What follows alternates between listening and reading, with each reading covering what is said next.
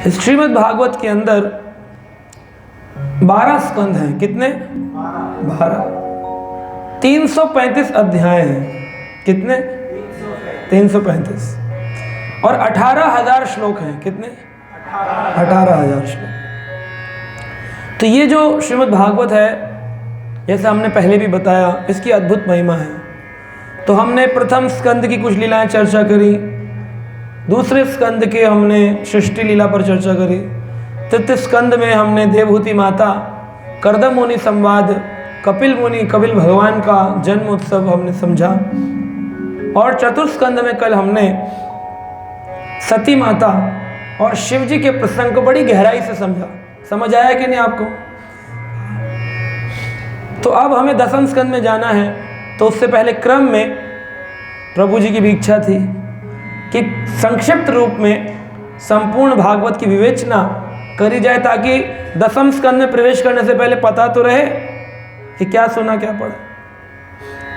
तो इस प्रकार इस श्लोक के माध्यम से हम दसम स्कंद के इस पूरे श्रीमद् भागवत के 10 विषय हैं। क्या है?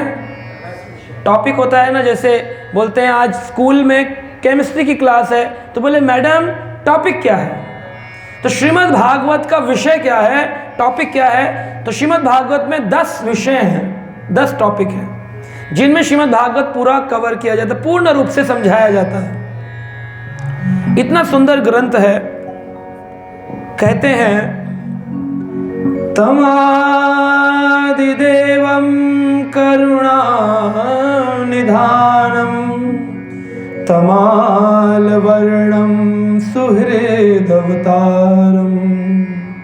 अपार संसार समुद्र सेतुं भजाम्यहं भागवतं स्वरूपम्।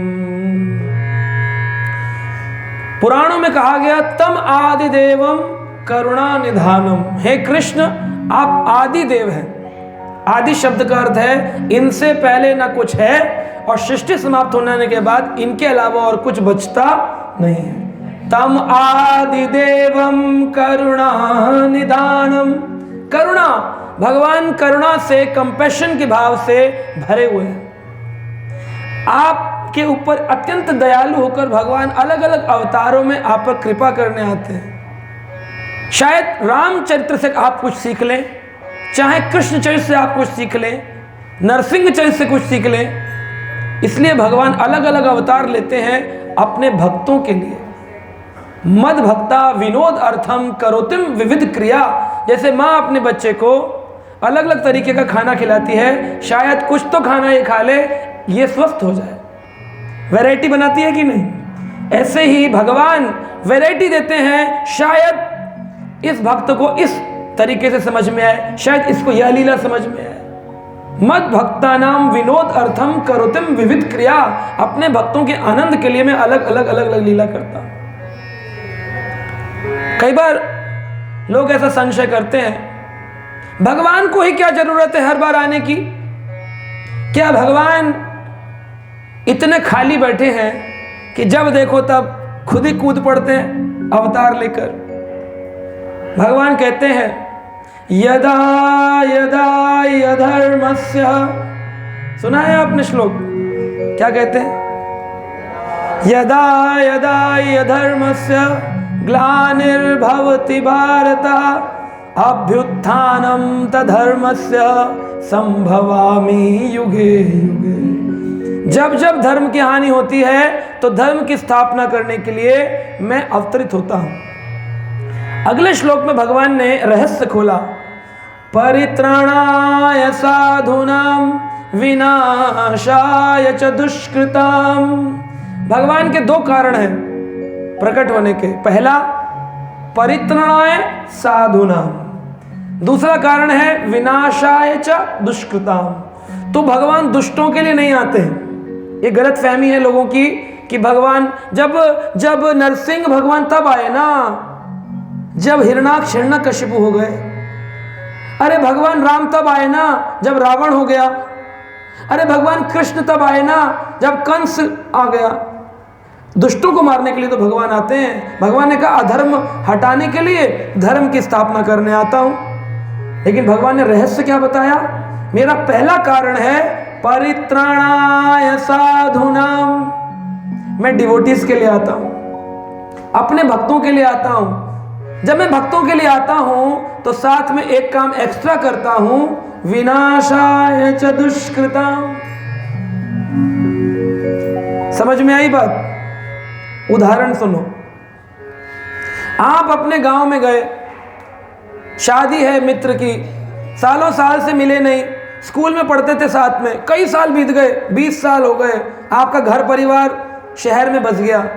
गांव से फोन आया मित्र का, मैं गांव में रहता हूं, मेरे बेटे की शादी है, क्या तुम आओगे? अब 20 साल बाद ये अपने गांव में जा रहा है व्यक्ति, अपने परिवार को लेके दोस्त के बेटे की शादी में।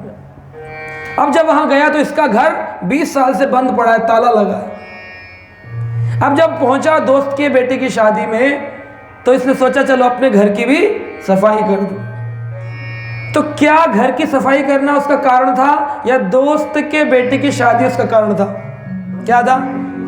दोस्त के बेटे की शादी। ऐसे ही भगवान का कारण है परित्राणाय साधूनाम। भक्तों के लिए आता हूं मैं, राक्षसों के लिए नहीं आता। राक्षस को तो चुटकी बजाऊंगा, मार डालूंगा। लोग बोलते राम अकेले अगर रावण को मार सकते थे तो उनको इतने सारे वानर ले जाने की क्या जरूरत पड़ गई? अरे भगवान ने बोला है परित्राणाय साधूनाम। भगवान श्री राम अयोध्या में बैठकर अपनी भ्रुकुटी अगर टेढ़ी कर दें तो रावण की लंका जल करके भस्म हो जाएगी। इतनी शक्तिशाली, इतने शक्तिशाली है। लेकिन भगवान रावण के लिए नहीं जा रहे हैं। किसके लिए जा रहे हैं? भगवान राम जा रहे हैं शबरी के लिए, भगवान राम जा रहे हैं अगस्त ऋषि के लिए, भगवान राम जा रहे हैं केवट के लिए, भगवान राम जा रहे हैं निषाद राज के लिए, भगवान राम जा रहे हैं जटायु के लिए, भगवान राम जा रहे हैं विभीषण के लिए। रावण तो एक्स्ट्रा था, मारपीट के किनारे कर दिया, वो एक्स्ट्रा का मुख्य कार्य नहीं है भगवान। आज आप सबने अग्नि तीर्थ में स्नान किया। अग्नि तीर्थ ये वही स्थान है जहां पर भगवान श्री राम ने अपनी पत्नी सीता की अग्नि परीक्षा ली थी। और आपने देखा समुद्र कितना शांत है, क्योंकि यहां पर शांत चित्त श्री रामचंद्र भगवान स्नान किए थे। आज आपने उसी स्थान पर स्नान किया, रामचंद्र जी के स्थान पर। हरि बोल। तो अग्नि परीक्षा क्यों ली भगवान ने? सीता जी पर उनको विश्वास नहीं था। उनकी अंतरंग आह्लादन शक्ति क्या दूषित हो गई थी रावण के पास जाने से। जब भगवान श्री राम नासिक महाराष्ट्र में पर्ण कुटीर बना करके और पंचवटी में रहा करते थे, उस समय भगवान राम जो थे उन्होंने अग्निदेव को बुलाया और अग्निदेव को बुलाकर कहा, हे अग्निदेव, अभी कुछ काल में मुझे रावण को मारना है, इन भक्तों की रक्षा करनी है, इसलिए मैं अपनी पत्नी सीता जो मेरी अंतरंगा महाशक्ति है उसे मैं आपके चरणों में समर्पित करता हूं।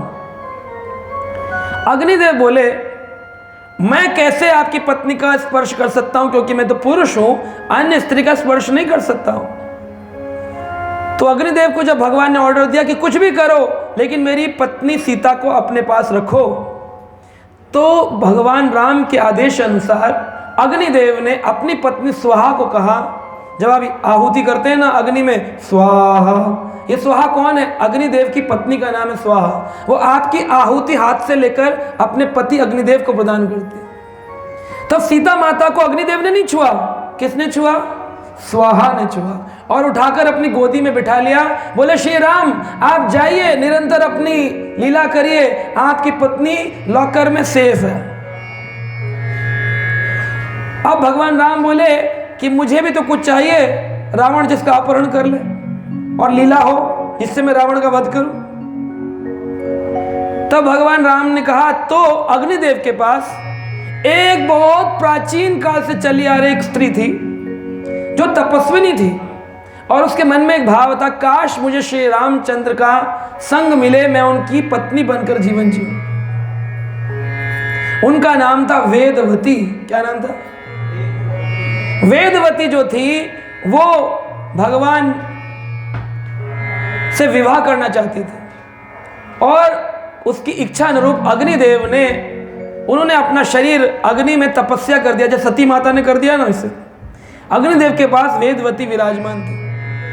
तो जब भगवान राम ने कहा कि मुझे भी तो कुछ दो, तो उन्होंने वेदवती की इच्छा पूरी करने के लिए छाया रूपी सीता को, वेदवती को भगवान श्री राम को प्रदान किया। और पर्ण कुटीर के अंदर ये सारी लीला हो गई और लोगों को पता ही नहीं है। सीता जी तो कभी रावण के पास गई नहीं। ये बात श्री चैतन्य महाप्रभु ने दक्षिण भारत यात्रा में, एक ब्राह्मण थे जो भगवान श्री राम के बड़े अच्छे भक्त थे, वो कहते थे मुझसे ये बर्दाश्त नहीं होता, कैसे रावण ने सीता जी का स्पर्श कर लिया। तो चैतन्य महाप्रभु ने उस ब्राह्मण की इस दग्ध अग्नि को शांत करने के लिए पुराणों से निकालकर ये दिखाया कि ये देखो प्रमाण, लिखा है तुम्हारी मां सीता का कभी अपहरण हुआ ही नहीं। ये है गुह्यतम ज्ञान। और ऐसा नहीं कि ये यहीं पर है, अगर आप टीवी सीरियल को भी ध्यान से देखेंगे ना, उसमें भी ये चरित्र दिखाया गया है कि अग्निदेव को सीता जी दे दी गई और वहां से छाया सीता ले ली गई। लेकिन लोगों को मालूम नहीं है, इसलिए वो मिस कर जाते हैं उस पॉइंट को, क्योंकि हम देखते वही हैं जो हमारा मन देखना चाहता है, हम सुनते वही हैं जो हमारा मन सुनना चाहता है।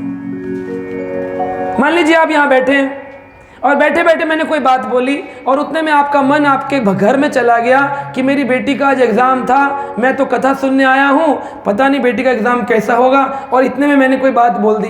आप तो यही हैं, कान भी यही हैं, फिर आपने बोलेंगे वो क्या बोला इन्होंने, सब लोग हंस के बोले क्या बोला, बोले बड़ा अच्छी बात बोल रहे थे, जोक बता रहे थे बड़ा अच्छा, बोले हमने तो सुना नहीं, बोले अरे यहीं तो बैठे हो। तो कहाँ से सुना? कान से? मन से सुनते हैं।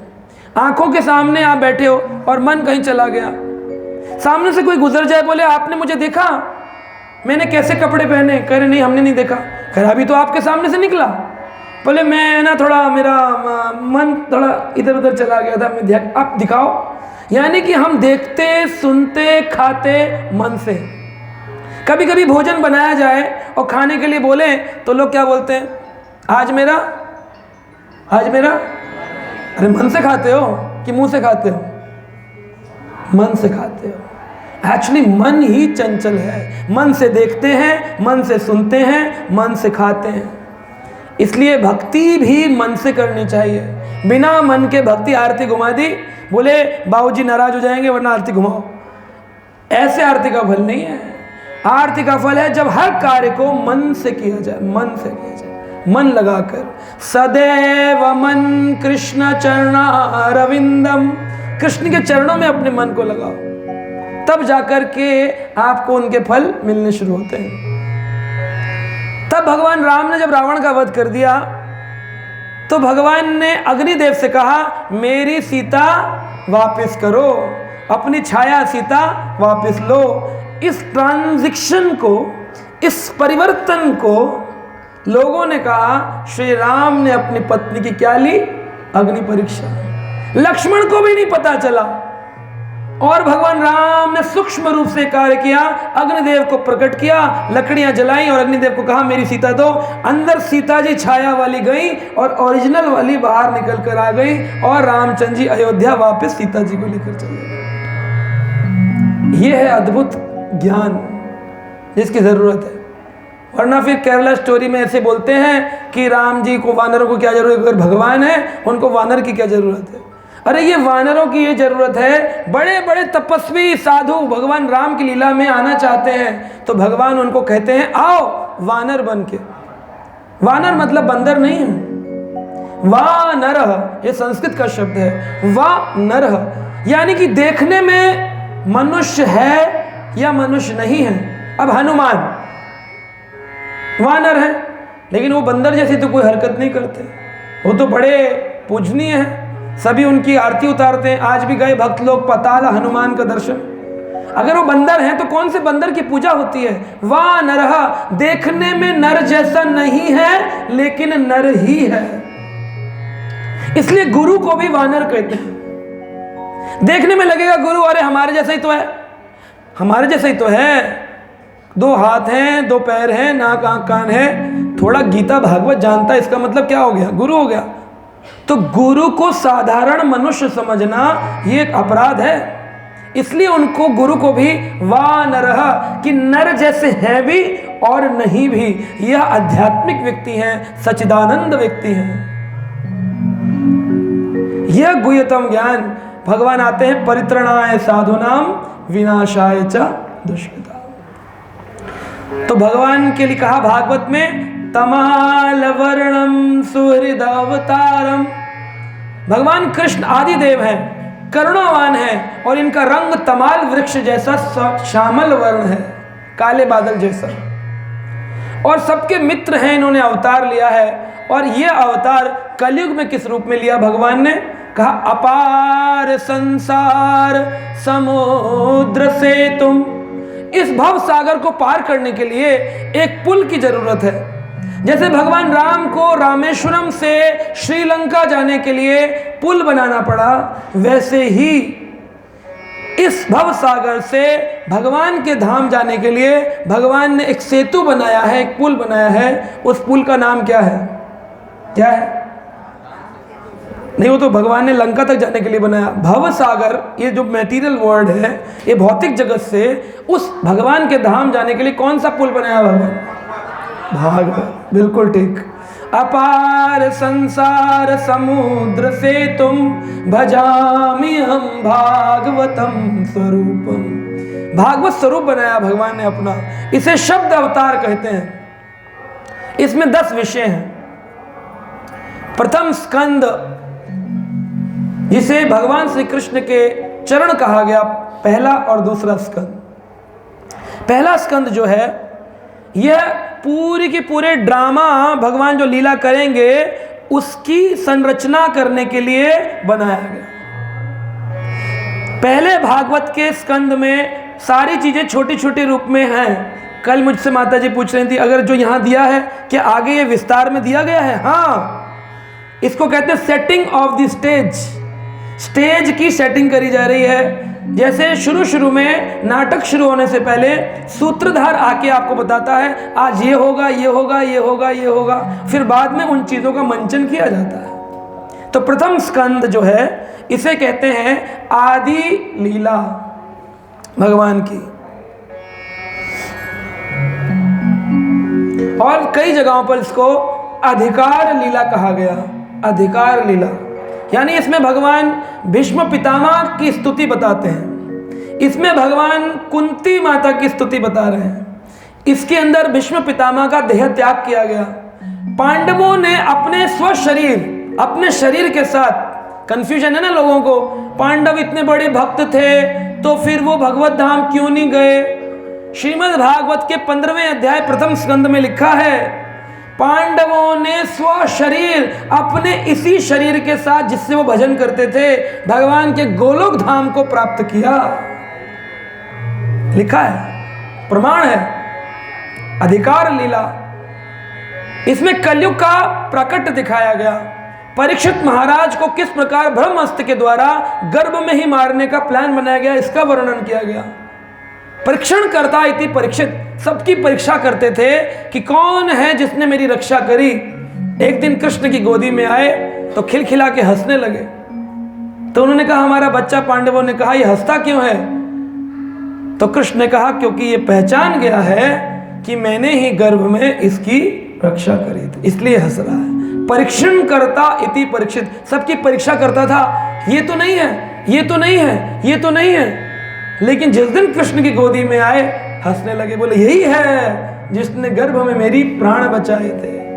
उत्तरा माँ की गर्भ में परीक्षित के प्राण भगवान श्री कृष्ण ने बचाए। इसका वर्णन भागवत में प्रथम स्कंद में। अधिकार लीला, यह भगवान के चरण है। दूसरा स्कंद जो है श्रीमद् भागवत का, इसको ज्ञान लीला कहते हैं। ज्ञान लीला, इसके अंदर सृष्टि का विस्तार बताया गया और इसमें प्रश्न पूछे गए।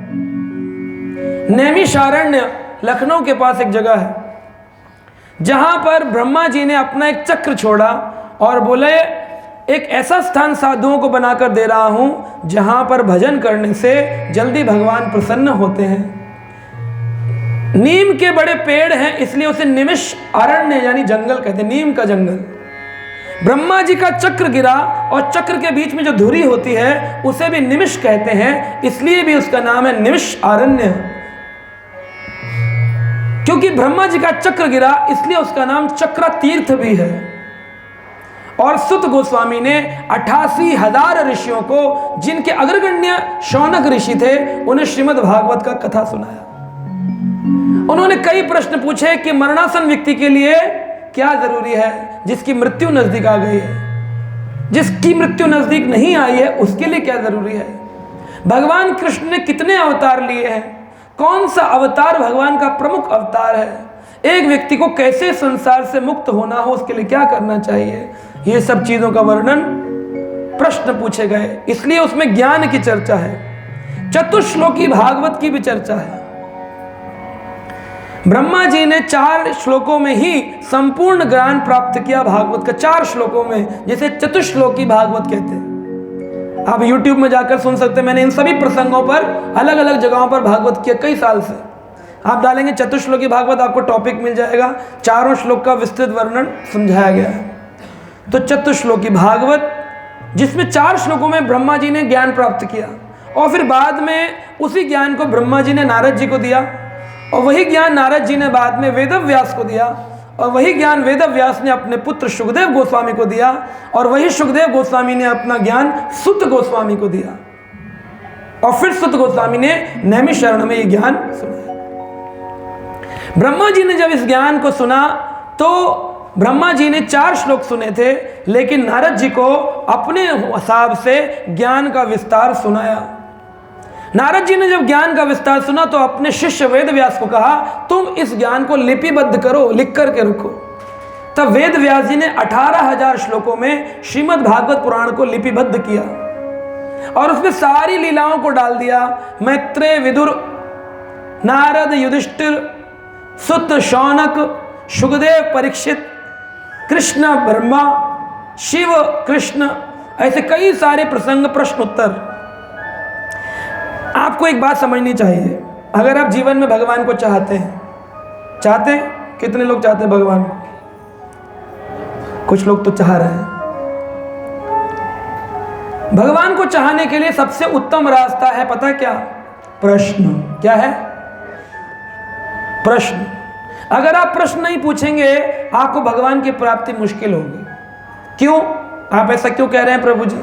क्योंकि जितने भी शास्त्र हैं ये सब प्रश्न पर आए। भगवान ने गीता कब बोली? जब अर्जुन ने प्रश्न किया। सुखदेव ने भागवत कब बोली?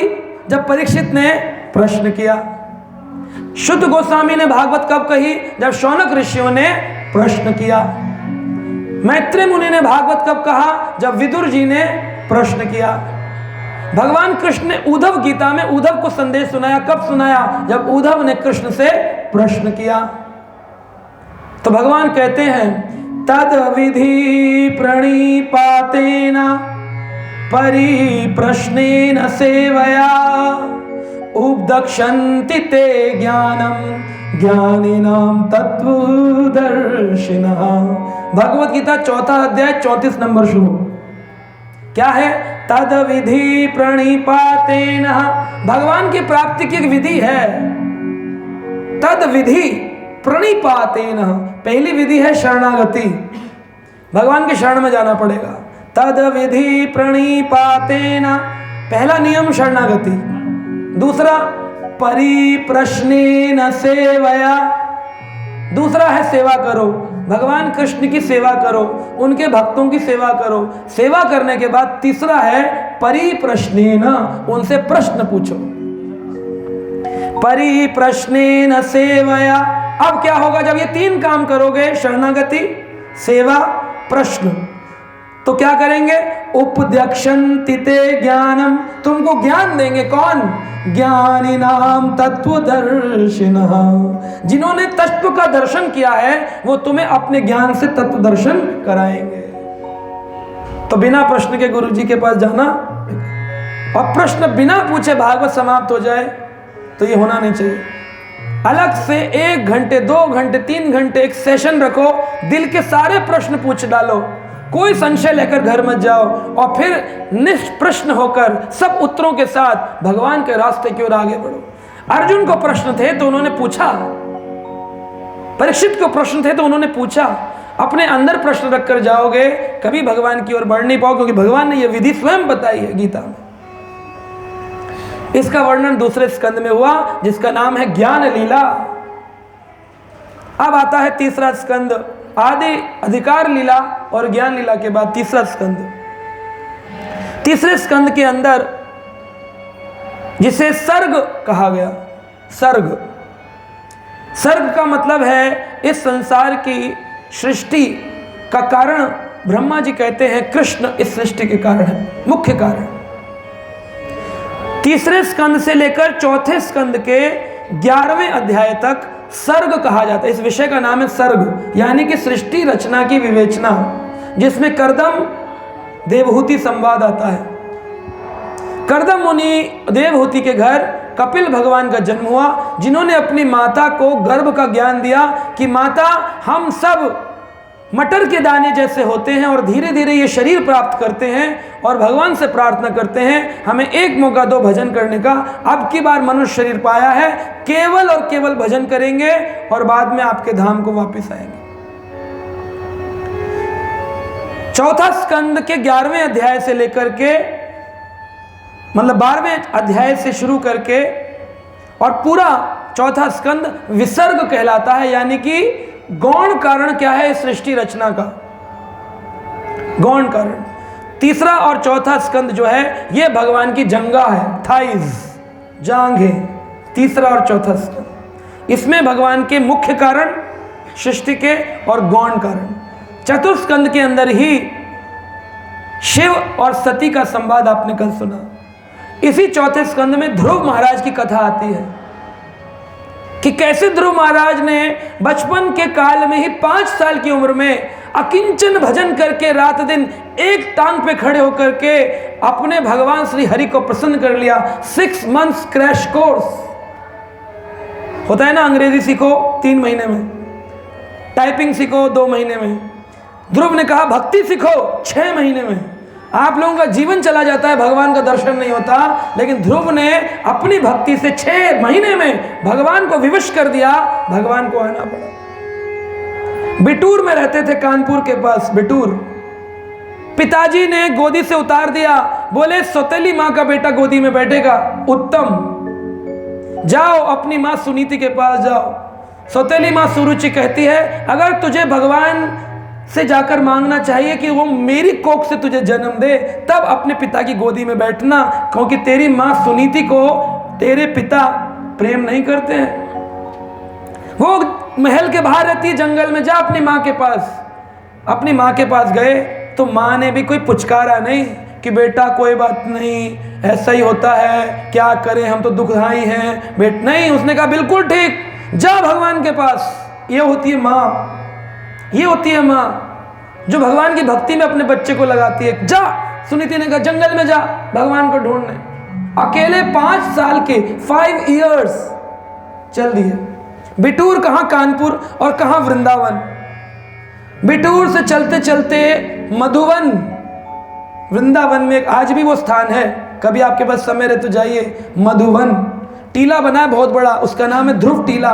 वहां पर ध्रुव नारायण का मंदिर है आज भी। वहां पर ध्रुव जी ने टीले पर खड़े होकर, नारद जी वहां प्रकट हुए और बोले बच्चे, भक्ति तुम्हारा काम नहीं है, ये बुजुर्गों का काम है। छोटा बच्चा 5 साल का भक्ति नहीं कर सकता। बोले नारद जी आपको हमें ज्ञान देना है, दीजिए, हमारे रास्ते से हमको मत भ्रमित करिए। नारद जी ने कहा हम तुम्हें एक मंत्र देते हैं, इस मंत्र का जाप करो और भगवत प्राप्ति करो।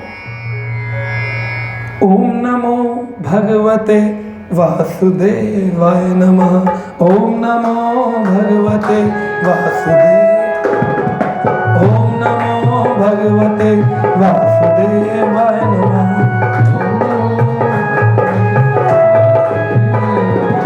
ओम नमो भगवते वासुदेवाय नमः।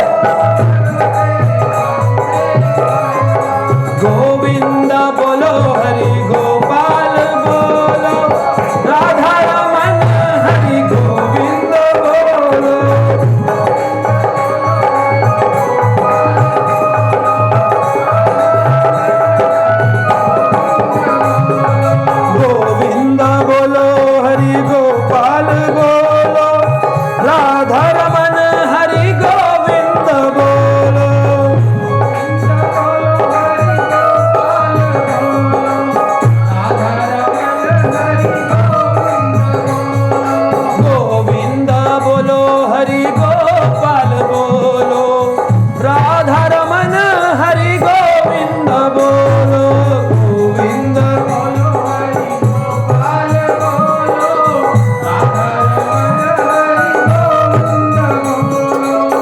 हरे कृष्णा कृष्णा कृष्णा हरे हरे, हरे राम राम राम हरे हरे।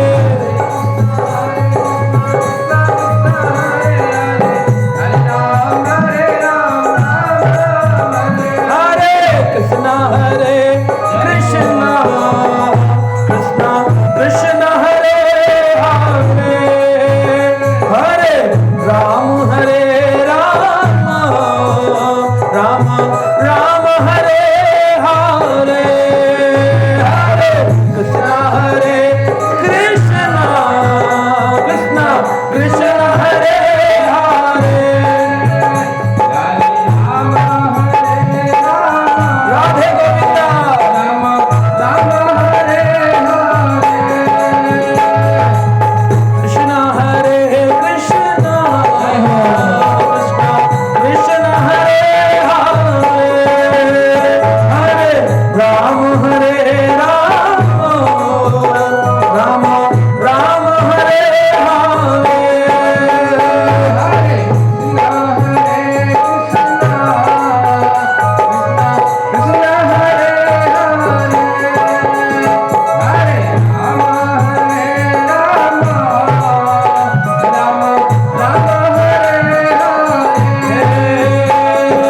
ओम नमो भगवते वासुदेवाय नमः, ओम नमो भगवते वासुदेवाय नमः,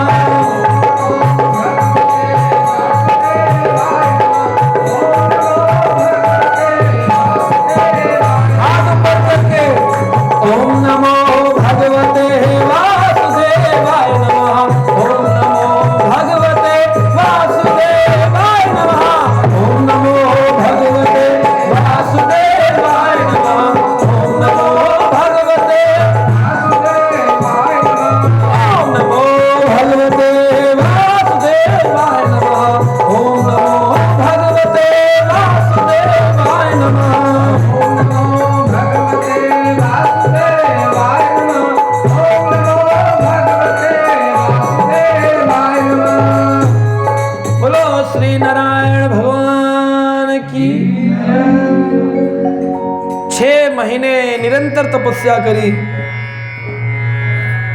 पहले 9 दिन में खाते थे, फिर 6 दिन में पत्ते खाने लगे, फिर 3 दिन में पानी पीने लगे, आखिरी महीने आते आते हवा के ऊपर रहने लगे, 5वां महीना आते आते अंगूठे पर खड़े हो गए, 6ठा महीना ऐसा आया देवलोक के लोग हैरान हो गए। देवता बोले एक बच्चा तपस्या कर रहा है, भजन कर रहा है, इतनी माला कर रहा है, इतना जप कर रहा है, जप कर दे जप कर दे जप करके तू हद कर दे कि यमराज भी तेरा खाता रद्द कर दे।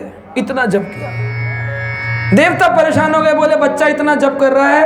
भगवान हवा रुक गई, पवन देव बोले मैं बाध्य हो गया हूं इस बच्चे से, हवा चलना बंद हो गई है, भगवान आपको जाना पड़ेगा। तब भगवान नारायण मधुवन में प्रकट हुए। ध्रुव नारायण मंदिर टीले के ऊपर है, बहुत सुंदर मंदिर, ध्रुव नारायण मधुवन वृंदावन। तब भगवान प्रकट हुए। अपना शंख भगवान ने ध्रुव के मस्तक पर लगाया। शंख का स्पर्श होते ही सारा ज्ञान समझ में आ गया, पूर्ण ज्ञान स्पर्श मात्र से भगवान के। तब उन्होंने पूछा तुम्हारी क्या इच्छा है? ध्रुव कहते हैं अभी तक तो मुझे कांच के टुकड़े चाहिए थे, संसारी गद्दी मांग रहा था, अपने पिताजी से बड़ी गद्दी की इच्छा थी, लेकिन प्रभु आपका दर्शन पाके लग रहा है अब हीरा मिल गया है, अब कांच के टुकड़े मुझे नहीं चाहिए, नहीं चाहिए। भगवान ने कहा ये तो गलत बात हो जाएगी कि भजन करने जब आए थे तो तुम इच्छा लेके आए थे, लेकिन अब तुम्हारी इच्छा नहीं है, और अगर मैं तुम्हें ना दूं तो ये हो जाएगा कि भगवान का भजन प्रारंभ करो, उसके बाद भगवान का भजन करते करते इच्छा ही समाप्त हो जाती है और हम तो गरीब ही रह गए, हमारी इच्छा तो रह गई। तो भगवान ने कहा तुम्हारे मन में जो इच्छा लेके आए थे उसे पूरा करना मेरा कर्तव्य है। भगवान ने ध्रुव को 36,000 साल, कितने समझना आप कितने होते हैं, 36,000 ईयर्स।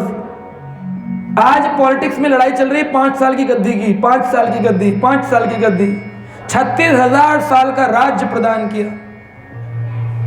नारद जी जैसे साधु उनके घर में प्राय आया करते थे, और अंत में जब ध्रुव की मृत्यु का काल आया तो मृत्यु देवी ने आकर के हाथ जोड़कर खड़ी हो गई, बोले ध्रुव जी 36,000 साल पूरे हुए, चलिए मृत्यु काल आ गया है। तो ध्रुव ने मृत्यु के सर पर पांव रखा और वैकुंठ के विमान में बैठ गए, यानी मृत्यु को अपनी सीढ़ी बना लिया। यह है भजन का फल।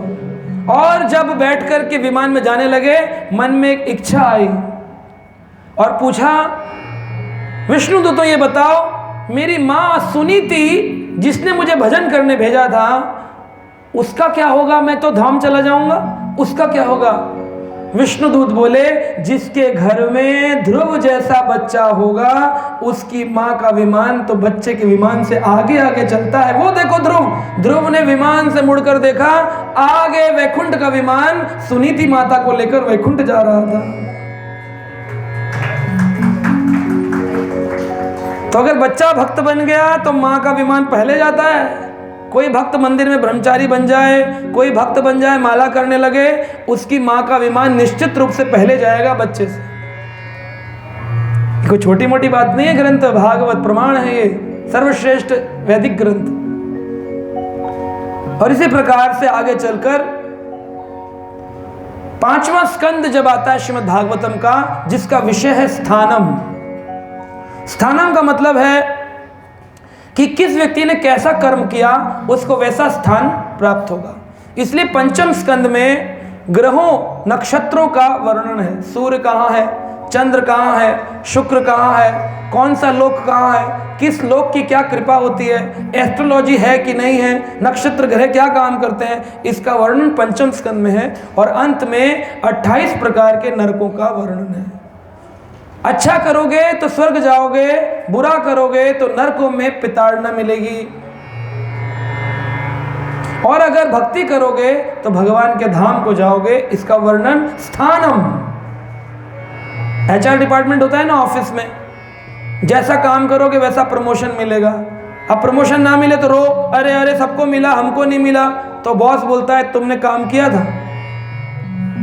तो सबको स्वर्ग मिलेगा कि सबको धाम मिलेगा, इसका निश्चय कैसे होता है? कर्म के आधार पर। एक बार एक साधु के पास एक शिष्य आया, बोला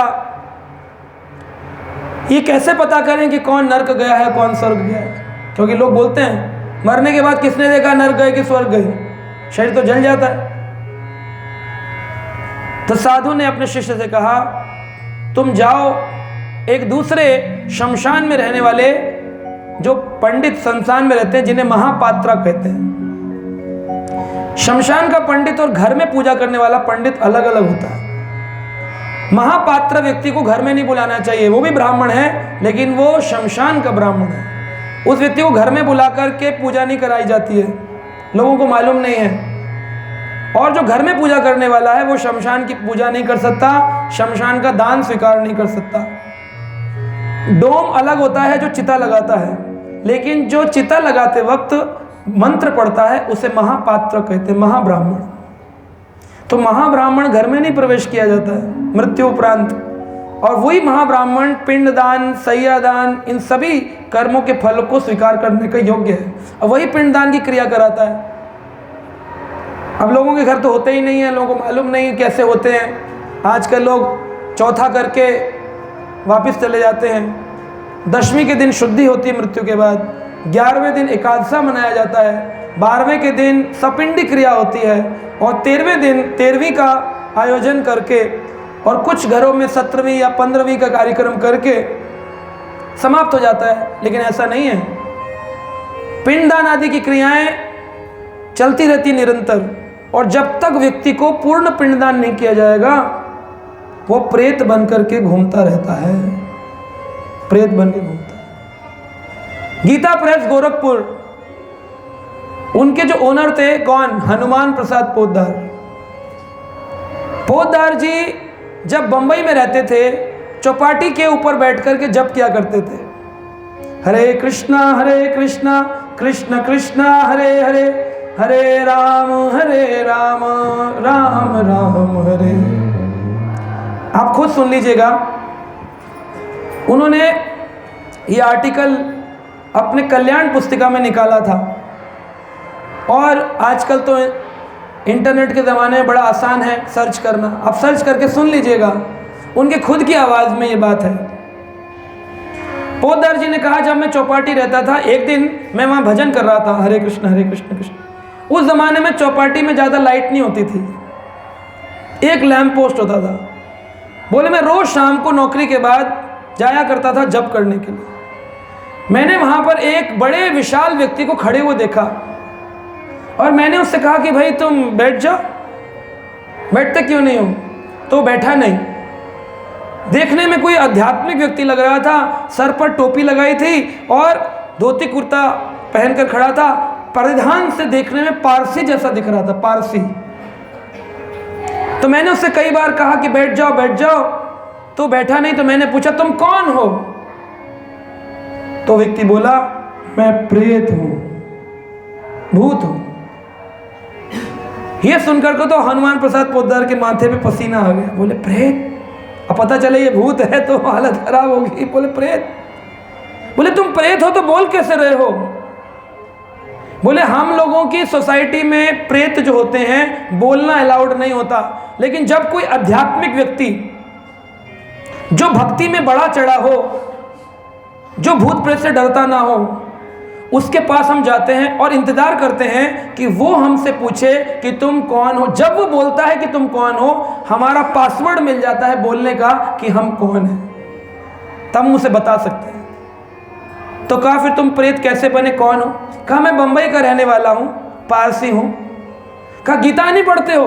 कहा मैंने गीता भी पढ़ी है, लेकिन हमारे समुदाय में क्या होता है, मरणोपरांत दही घी शक्कर लगाकर शरीर को बिल्डिंग की छत पर डाल देते हैं, और उसके बाद चील कौओं के लिए भोजन बन जाता है। बोले मरने के बाद कम से कम त्वचा किसी का भोजन तो बने। इसलिए समुदायों में अलग अलग, मुस्लिम समुदाय में दबा देते हैं, दफना देते हैं। क्रिश्चियंस में, ईसाइयों में भी दफनाया जाता है। हिंदू सनातनी लोग अग्नि संस्कार करते हैं, और पारसी लोग दही लगा करके, चीनी लगा करके चील कौए गिद्धों के लिए भोजन छोड़ते हैं शरीर का। ये उनका अंतिम संस्कार की क्रिया का तरीका है। तो उन्होंने बोला कि ये पूर्ण हुआ, ये तो संस्कार हो गया भाई, आपका संस्कार फिर आपके तरीके से नहीं हुआ। बोले मैं खुद ही पारसी मौलवी हूँ, यानी पारसी लोगों का मैं पुजारी हूँ, मैंने गीता भी पढ़ी है। बोले फिर आप प्रेत कैसे बन गए?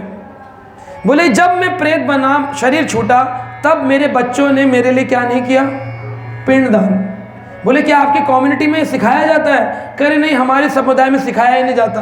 कह इसका मतलब सारे के सारे प्रेत बनते हैं? ऐसा तो बहुत ही कम, हिंदू सनातन में भी बहुत कम ही लोग पिंडदान आदि क्रिया करते हैं। उन्हें आइडिया ही नहीं है 10 गात्र क्या है, सपिंडी क्रिया क्या है, ये शब्द ही नहीं सुने होते बच्चों ने। तो आईटी फील्ड में पढ़ रहे होते हैं, उनको तो लगता है ये सब ढकोसला ये है वो है। और जब घोंसला फूट करके जब वो प्रेत बनते हैं, तब वो ढकोसला घोंसला समझ में आता क्या फंस जाते प्रेत बन। तो हनुमान प्रसाद पोद्दार ने कहा आप चाहते क्या हैं? उन्होंने कहा मैं ये चाहता हूं कि आप मेरे लिए, क्योंकि आप एक बड़े धार्मिक व्यक्ति हैं, आप पिंडदान कर दीजिए मेरे लिए, पिंडदान। तो हनुमान प्रसाद पोद्दार ने कहा भाई मुझे चेक करना पड़ेगा ये भूत वो जो बात बोल रहा सच भी है कि नहीं। तो उनका घर ढूंढा गया और पता चला 1 साल पहले इस कम्युनिटी, जो उन्होंने एड्रेस बताया था सेंटा क्रूज, ये स्थान, ये जो भी उन्होंने बताया, उसी स्थान पर उस फ्लैट में उनके बच्चे रहते थे। उन्होंने कहा आपके पिताजी की क्या मृत्यु? बोले हाँ इतने साल पहले ऐसे ऐसे इस दिन हुई थी। बोले एक बार उनका कक्ष दिखाइए। कक्ष दिखाया, वहाँ सामान पड़ा था पूजा पाठ का पारसी लोगों का, और एक गीता भी रखी थी। तो हनुमान प्रसाद पोद्दार को प्रूफ हो गया कि ये बात जो प्रेत ने बोली बिल्कुल सही है। तो उन्होंने अपनी जेब से पैसा देकर, ये होते धार्मिक लोग, अपनी जेब से पैसा देकर गया में भेजकर उनके लिए पिंडदान करवाया। और उन्होंने पिंडदान करने के बाद प्रेत से कहा था हमें कैसे पता चलेगा कि तुम मुक्त हुए कि नहीं हुए? तो उन्होंने कहा मुक्त होने का समय आएगा तो मैं बता के जाऊंगा। 1 महीने बाद पूरे एक दिन फिर चौपाटी में वो भजन करने रोज जाते थे, शाम को चैंटिंग करने, जप करने। वो प्रेत पुनः उनसे मिलने आया और उसने कहा, मैं आपको कैसे धन्यवाद करूं, ना आप मेरे पुत्र हैं, ना आप मेरे से जुड़े हैं, मेरे परिवार के हैं, लेकिन आपका धर्म इतना महान है कि आपने मुझ जैसे पारसी प्रेत के लिए इतनी बड़ी कृपा करी कि मेरा पिंडदान कर दिया। आज मुझे भूतों की लिस्ट से डिलीट कर दिया गया है, आज शाम को मेरी मुक्ति हो जाएगी, बोल दिया गया है तुम्हारी एंट्री खुल गई है, अब तुम स्वर्गलोक को जाओगे। तो हनुमान प्रसाद पोद्दार ने कहा, मैंने आपके लिए इतना किया, मैं कुछ प्रश्न पूछूं आपसे? उन्होंने कहा हाँ पूछो। कहा आपने कहा कि भाई आपके समुदाय में ऐसा ऐसा होता है, तो इतने सारे हैं, ईसाई, मुसलमान, कितने कितने हैं समुदाय हैं, हिंदू सनातन में भी पूर्ण रूप से नहीं कर रहे, तो जिनका सही रूप से पिंडदान आदि क्रिया नहीं होती, इनका क्या होता है? तो उस प्रेत ने कहा, सभी लोग प्रेत बनते हैं। कहा अगर सब प्रेत बनते हैं तो आज से इतने लोग गुजर गए जिनका तरीके से नहीं हुआ, तो सब प्रेत बन गए? बोले हाँ। तो प्रेतों की संख्या क्या है? तो जितनी पृथ्वी पर जनसंख्या है, पूरी पृथ्वी में जनसंख्या है ना, पॉपुलेशन पूरी पृथ्वी की, वो पूरी पृथ्वी की जितनी जनसंख्या उसका 10 गुना कर दो, इतने प्रेत अभी पृथ्वी पर विचरण कर रहे हैं। उस प्रेत ने कहा।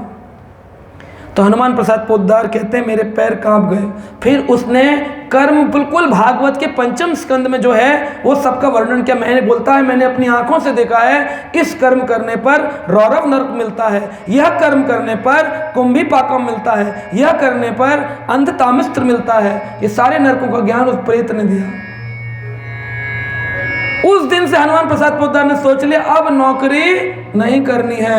उन्होंने बंबई छोड़ा और उस समय बिरला जो थे, गोयनका जी उस समय बंबई में रहा करते थे, उन सब ने मिलकर के गीता प्रेस खोली गोरखपुर में और कहा ग्रंथों का प्रचार करना बड़ा जरूरी है, वरना हमारे सनातनी हिंदू भी क्या बन जाएंगे? प्रेत बन जाएंगे। उस दिन से गीता प्रेस ने अपने ग्रंथों को घरों में पहुंचाना शुरू किया। समझ रहे हैं आप? अब गीता प्रेस के ग्रंथ जो थे, उन ग्रंथों में क्या था, लोग समझ तो रहे थे लेकिन परिवर्तन नहीं हो रहा था। तब इस्कॉन के संस्था का प्रचार, हिज डिवाइन ग्रेस एसी भक्ति वेदांत स्वामी शिला प्रभुपाद आए और प्रभुपाद जी ने अपने गुरु की आज्ञा से उन्हीं ग्रंथों को, भागवत, पुराण, गीता, सबके घरों में थी गीता प्रेस की, लेकिन बदल कोई नहीं रहा था। तो प्रभुपाद जी ने कहा इसमें क्या प्रॉब्लम है? गोयनका जी इतने अच्छे आदमी हैं, गीता छापने के लिए प्रभुपाद जी को सबसे पहले हनुमान प्रसाद पोद्दार ने ही पैसा दिया था कि तुम मेरे पैसे ले जाओ और इस्कॉन की किताब छापो। फिर भी लोग बदल नहीं रहे। तो प्रभुपाद जी का जो तात्पर्य थे वो हनुमान प्रसाद पोद्दार को बड़े पसंद आए। बोले बड़े अच्छे आपके तात्पर्य आपने लिखे, बड़ा अच्छा आपने समझाया है। बिल्कुल मैं भी यही चाहता हूं कि समाज में प्रचार हो, लेकिन हम केवल भारत में कर पाए। प्रभुपाद जी ने कहा मैं चाहता हूं मैं विश्व में करूं। तो हनुमान प्रसाद पोद्दार ने कहा जितना पैसा चाहिए हम सपोर्ट करेंगे आपको। और पहली भगवत गीता छापने के लिए हनुमान प्रसाद पोद्दार ने उनको पैसा दिया और वो भगवत गीता लेकर प्रभुपाद जी अमेरिका गए और आज पूरे विश्व में भगवत गीता का प्रचार हो गया। तो कितनी ये देखिए सारा जुड़ा हुआ है, ये सब क्रम से है। पढ़ेंगे नहीं, सुनेंगे नहीं तो सोचें बच जाएंगे, नहीं बचेंगे। रेड लाइट पर पुलिस वाला खड़ा है, चालान कटेगा नहीं कटेगा आपको पता है नहीं पता है, इससे कोई मतलब नहीं है। आपने रेड लाइट तोड़ी, पुलिस वाला आपका चालान काटेगा। बोले तो फिर पशुओं का भी चालान कटता नहीं है? कभी देखा है आपने कुत्ता, बिल्ली, गाय रेड लाइट तोड़ दे तो पुलिस वाला उसका चालान काटते हैं? बोले नहीं। केवल और केवल मनुष्य योनि पर कर्म का भोग लगता है, जैसी करनी वैसी भरनी। इसलिए अपने कर्मों को सुधारना ये 5वें स्कंद में समझाया गया। छठा स्कंद जिसका विषय है पोषणम, पोषण, न्यूट्रिशन, पोषण, जिसके अंदर परीक्षित पूछते हैं क्या कोई ऐसा संवाद बता सकते हैं? नरकों का वर्णन सुनकर घबरा गए परीक्षित। बोले इतना खतरनाक, क्या कोई ऐसा है? इन नरकों से कैसे बचा जाए? तब छठा स्कंद पोषणम विषय को बताता है। अजामिल उपाख्यान का एक अजामिल नाम के ब्राह्मण थे, बचपन से ही भगवान के भक्त थे। 25 साल की उम्र तक बड़ा भजन किया, लेकिन एक बार एक स्त्री को देखा कि वो किसी पुरुष का संग कर रही है और आज वो बड़ा रो रही है। तो उन्होंने पूछा कि तुम क्यों रो रही हो? तो अजामिल को उसने बताया क्योंकि एक पुरुष ने मुझसे वादा किया था शादी करेगा, लेकिन छोड़कर चला गया, मैं अकेली हूँ। अजामिल कहता चिंता मत करो, मेरे घर चलो। कहा तुम शादीशुदा हो कि नहीं? कहा मैं शादीशुदा तो हूँ, लेकिन मैं तुम्हारे लिए अपनी पत्नी को त्याग सकता हूँ, तुम इतनी सुंदर हो। पत्नी को त्याग दिया, बच्चों को त्याग दिया, उससे विवाह कर लिया और अपने ब्राह्मण कर्तव्यों को भी छोड़ दिया। पापी वृत्ति से रहने लगा, लूट खसोट, मार पीट, चोरी डकैती। घर में 10 बच्चे पैदा किए। 10वां बच्चा जब पैदा होना था, इसकी उम्र 88 साल की थी। 88 साल, इतना काम आ सकता। 88 साल पे भी बच्चे पैदा हो रहे थे। 88 साल का अजामिल, इसके घर पे 10वां बच्चा जब पैदा होना था तो साधुओं ने कहा अपने बच्चे का नाम नारायण रखना। तो इसने अंतकाल में कई वर्षों तक, 2-3 महीने, 2-4 साल, जब तक बच्चा छोटा था, पुकारता था, नारायण खाना खा लो, नारायण पानी पी लो, नारायण इधर आओ, नारायण। सुनते नहीं हो। अनजाने में ही नारायण नारायण नारायण नारायण बोलते बोलते इसने जितने भी पाप किए थे सारे पाप समाप्त हो गए। और अंत में जब इसके प्राण निकलने का समय आया तो जब इसने देखा कि यमदूत, 3 यमदूत आते हैं अंतकाल में, एक नहीं आता, 3 क्यों आते हैं? मनसा वाचा कर्मणा, मन से जो पाप किए, वचन से जो पाप किए और कर्मों से जो पाप किए, मनसा वाचा कर्मणा, 3 यमदूत आते हैं। 3 यमदूत आए और इसके प्राण को निकालने लगे तो इसने भयानक यमदूतों को देखकर चिल्लाया, नारायण। क्या बोला? नारायण। कई लोग कह रहे हम नहीं बोलेंगे, बोलो नारायण नारायण। बड़ा भयानक रूप से चिल्लाया, तीव्र पुकार करी। तो क्या हुआ? इसने 4 अक्षर बोले, ना र या ण। इन 4 अक्षरों के कारण 4 विष्णुदूत ऊपर से नीचे आ गए और विष्णुदूतों ने कहा, यमदूतों रुक जाओ, ये हमारा क्लाइंट है, ये वैकुंठ को जाएगा। यमदूत बोले क्या बात कर रहे हैं? इसने अपने जीवन काल सारे जीवन पाप किए, बच्चों को पूछा नहीं, पत्नी को त्याग दिया, मांस खाता था, आप कह रहे हैं ये भगवत धाम जाएगा, क्यों? बोले क्योंकि इसने अनजाने में ही नारायण नारायण नारायण शब्द बोलकर अपने सारे पापों से उद्धार कर लिया। इसलिए इस विषय का नाम है पोषणम। अगर आपने भजन किया है तो भगवान हमेशा आपकी रक्षा करेंगे, पोषण करेंगे आपका। यमदूत चले गए, विष्णुदूत चले गए और बाद में इसकी चेतना पुनः वापस आई। घबरा गया बातें सुनकर यमदूतों की, विष्णुदूतों की, मैं तला जाऊंगा, काटा जाऊंगा, मारा जाऊंगा। घबरा गया, उठा, चेतना वापस आई।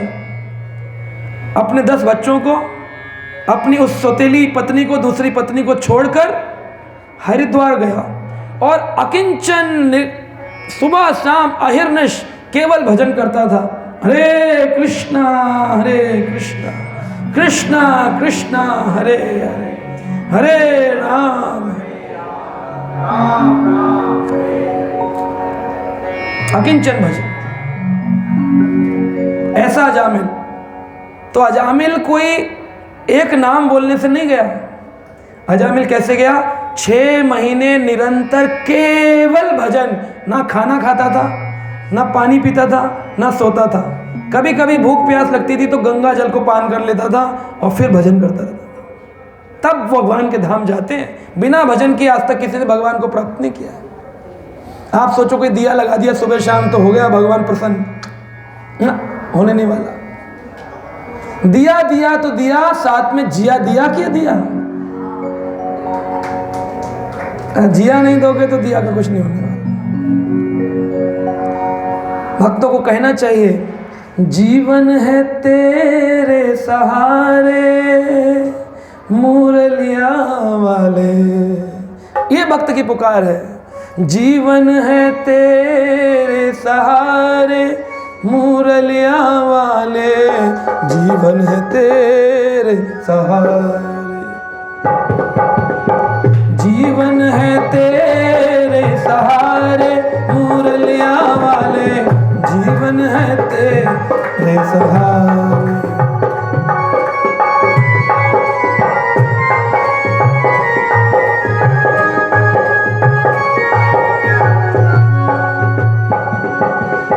जीवन है तेरे सहारे मुरलिया वाले, जीवन है तेरे सहारे।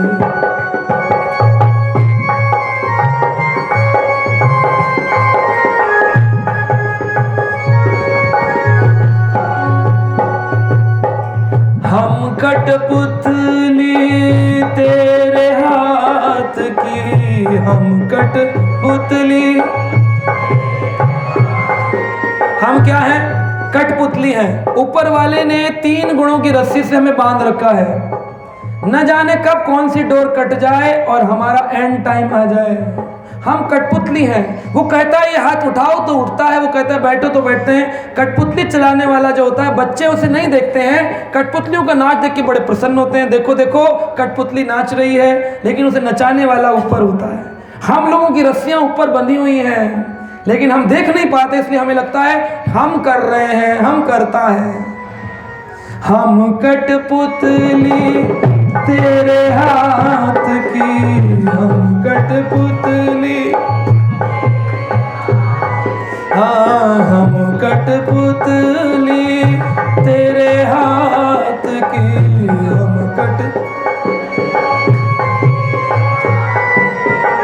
चाहे जैसे नचाले मुरलिया वाले, चाहे जैसे नचाले मुरलिया वाले।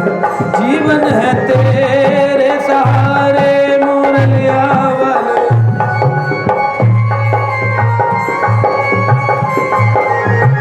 जीवन है तेरे सहारे, जीवन है तेरे सहारे मुरलिया वाले, जीवन है तेरे सहारे।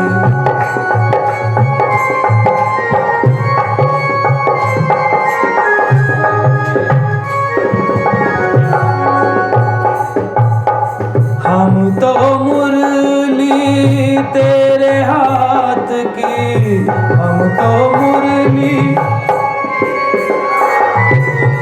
अब मुरली कैसी होती है? एक वाद्य यंत्र है, उसको किसी भी तरीके से बजाया जा सकता है। सुरीला व्यक्ति सुरीले स्वर निकालता है और बेसुरा व्यक्ति बेसुरे स्वर निकालता है। अब हमारे जीवन में अच्छा हो या बुरा हो, हर चीज में सोचना चाहिए या कृष्ण की इच्छा है। अच्छा भी है तो कृष्ण ही कर रहे हैं, और बुरा भी है तो इसके पीछे कोई कारण है। भगवान कोई शिक्षा देना चाहते हैं, हमें शुद्ध करना चाहते हैं, इसलिए भगवान यह कष्ट दे रहे हैं। मान लीजिए हाथ पे फोड़ा हो गया एक बच्चे के। अब माँ डॉक्टर के पास ले जाती है, कहती है बेटा ये फोड़ा तो बहुत जहरीला हो गया है, डॉक्टर साहब क्या करें? डॉक्टर कहता है इसका फोड़ा काटना पड़ेगा, नहीं तो फिर बाद में हाथ काटना पड़ेगा। तो माँ वात्सल प्रेम में कहती है डॉक्टर साहब अभी फोड़ा काट दीजिए ताकि हाथ न कटे। लेकिन फोड़ा काटने में कष्ट तो होगा, तो माँ को बहुत दुख लगता है, लेकिन फिर भी न चाहते हुए भी फोड़े को काटने के लिए डॉक्टर को परमिशन देती है। ऐसे ही भगवान हमारे जीवन में कभी कभी कष्ट देते हैं जो भगवान को अच्छा नहीं लगता, लेकिन भगवान कहते हैं हाथ कटने से अच्छा है फोड़ा कट जाए। इसलिए छोटी छोटी प्रॉब्लम दे करके भगवान हमारे उन सारे फोड़ों को ठीक करते हैं जिनके कारण हम इस संसार में गिर जाते हैं। हम तो मुरली तेरे हाथ की,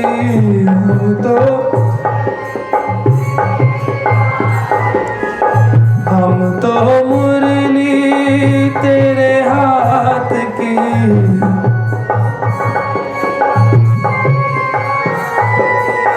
चाहे जैसे बजा ले मुरलिया वाले, चाहे जैसे बजा ले मुरलिया वाले, जीवन है तेरे सहारे मुरलिया वाले। हरे हरे हरे राम राम राम। हम दीवाने सब तेरे मोहन, हम दीवाने, हम दीवाने सब तेरे मोहन, हम दीवाने सब तेरे मोहन, अब तो गले से लगा ले मुरलिया वाले, अब तो गले से लगा ले मुरलिया वाले, जीवन है तेरे हवाले मुरलिया वाले, जीवन है तेरे हवाले।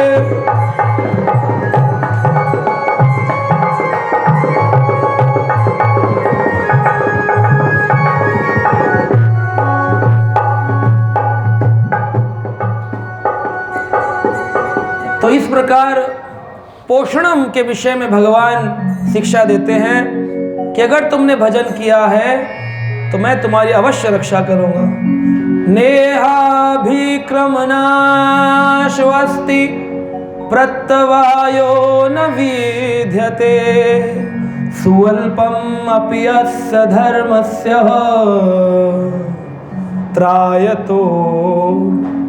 भगवान कहते हैं महान भय से मैं तुम्हारी रक्षा करता हूं अगर तुमने सुअल्प, अल्प होता है छोड़ा, थोड़े से भी थोड़ा अगर भक्ति का काम किया होगा ना। नेहा अभिक्रमनाश्वस्ति प्रत्यवायो न विद्यते। भगवान कह रहे हैं कि अगर तुमने भक्ति का थोड़ा भी काम किया है, इसमें कभी भी हानि नहीं होती है, इसका कभी नाश नहीं होता है। और अगर थोड़ा सा भी किया होगा ना, सुअल्पम अपि अस्य धर्मस्यो त्रायतो महतो भयात, महान भय से तुम्हारी रक्षा हो जाती है। त्रायतो महतो भयात, महान भय से तुम्हारी रक्षा हो जाती है। तो इसलिए हमें समझना चाहिए कि थोड़ा सा भी काम जरूर जीवन में भगवान के लिए करें। और जैसे यहाँ आप भागवत श्रवण करने आए हैं, ये बड़ा अच्छा काम किया कि जीवन में कभी तो भगवान की सेवा हो गई। ये भागवत श्रवण करना टाइम पास नहीं है, ये भगवान की बहुत बड़ी सेवा है। जब पतिदेव थक कर के घर पर आते हैं तो पत्नी की इच्छा होती है कि मेरी बात सुन लो। अगर वो 1 घंटा पत्नी की बात सुन ले तो ये छोटा मोटा काम नहीं है, बहुत बड़ा काम है। लेकिन वह भी वो सुनने को तैयार नहीं होता, उसी से जा रहे झगड़े होते हैं घर के अंदर। कहते तुमको सब दुनिया का टाइम है लेकिन हमारे लिए टाइम नहीं है। तो इस तरह से भगवान भी कहते हैं कि तुम केवल मेरे बारे में सुन लो सुन लोगे तो फिर मैं प्रसन्न होता हूं। तो श्रवण करना, वासुदेवम कथा रुचि, भगवान वासुदेव की कथा में रुचि होनी चाहिए। इस प्रकार 7वां छठा स्कंद अजामिलोपाख्यान पोषणम का विषय 7वां स्कंद ऊति। ऊति का मतलब है पवित्र क्या है और अपवित्र क्या है। 7वां स्कंद भगवान नरसिंह और प्रहलाद की बड़ी सुंदर लीला का वर्णन करता है कि कैसे प्रहलाद ने 5 साल की उम्र में इतना भजन किया कि भगवान को नरसिंह रूप लेकर के आना पड़ा। प्रहलाद 5 साल के थे। पिता हिरण्यकश्यप, हिरण्यकश्यप शब्द का अर्थ है हिरण्य यानी सोना, कश्यप यानी आराम। जो व्यक्ति जीवन में केवल सुख, धन और आराम की कामना ही करता है और भगवान के शरण में नहीं जाता, वो हिरण्यकश्यप का अनुयायी है, फॉलोअर है। आपको केवल धन चाहिए और सुख चाहिए तो ऐसा व्यक्ति हिरण्यकश्यप का फॉलोअर है। प्रहलाद, प्रत्यंतर जो भगवान को निरंतर आनंद देने वाले हैं उन्हें प्रहलाद कहते हैं। भगवान की शक्ति है संवित संधनी हरलादनी शक्ति। तो हरलाद मतलब है जो भगवान को आनंद देने वाला है। तो जो व्यक्ति भगवान को अपने भजन, अपनी सेवा से आनंद देता है वह प्रहलाद है, यानी भक्त प्रहलाद का फॉलोवर है और संसारी व्यक्ति हिरण्यकश्यप का फॉलोवर। हिरण्यकश्यप चाहता था मेरा बेटा असुर बने, असुरों में श्रेष्ठ असुर, नंबर 1, टॉप मोस्ट। और उसने पूरा प्रयास किया कैसे भी करके अपने बेटे को असुर बनाना है। उसने 2 टीचर बुलाए, शुक्राचार्य जो राक्षसों के गुरु हैं, उनके 2 पुत्र संद और अमरक को बुलाया और कहा मेरे बेटे को ऐसी ट्रेनिंग दो कि ये संसारी ना बने बल्कि ये असुर बने, कहीं भक्त ना बन जाए, क्योंकि ये बचपन से जब से पैदा हुआ है ये पता नहीं क्या बोलता है, नारायण नारायण नारायण। विष्णु मेरा द्वेषी है, विष्णु ने मेरे भाई हिरण्याक्ष का वध किया है, मैं चाहता हूं कि यह कहीं विष्णु का भक्त ना बन जाए, इसको ट्रेनिंग दो, मर्डर कैसे किया जाता है, झूठ कैसे बोला जाता है, चीटिंग कैसे की जाती है। आजकल भी यूनिवर्सिटी और स्कूलों में यही सिखाया जाता है। पुराने ज़माने में मॉरल वैल्यूज़, मॉरल साइंस करके एक सब्जेक्ट था जब हम पढ़ते थे। आज के बच्चों के स्कूल में मॉरल साइंस कोई सब्जेक्ट नहीं है, क्योंकि उनको लगता है मॉरल की कोई ज़रूरत नहीं है, पैसा हो तो मॉरल हो जाता है। आजकल लोग कहते हैं money money money, vitamin M is the best vitamin, money vitamin, vitamin M, लेकिन ऐसा नहीं है। मॉरल्स बहुत ज़रूरी है, संस्कार। कुछ स्कूलों में नैतिक शिक्षा के रूप में मॉरल वैल्यूज दी जाती है, नैतिक शिक्षा। ये शिक्षा देनी चाहिए बच्चों को, क्या सही क्या गलत, उति ही, यह भागवत का विषय है, उति ही, सही क्या गलत क्या, उनको पता होना चाहिए। एंजॉयमेंट ये नहीं है जीवन का अल्टीमेट एंड, एंजॉयमेंट। एंजॉय करो भगवान के साथ, आनंद लो भगवान के संग में। आप लोगों को यहां आनंद आ रहा है कि दुख लग रहा है? सबको नहीं आ रहा है। कितने लोगों को आ रहा है, हाथ खड़े करके बताओ। सबको आ रहा है। तो जो आनंद 3 दिन 4 दिन आ रहा है, क्या इसे निरंतर नहीं रख सकते हैं? क्या जरूरत है वो टीवी पिक्चर देखने की जहां पर आनंद इतना कम होता है कि एक बार पिक्चर देख ली तो दोबारा देखने में मन लगता। और ये भागवत ऐसा आनंद है कि आप लोग ही 3 बार पहले भागवत सुन चुके हो, 4थी बार फिर सुनने आ गए हो।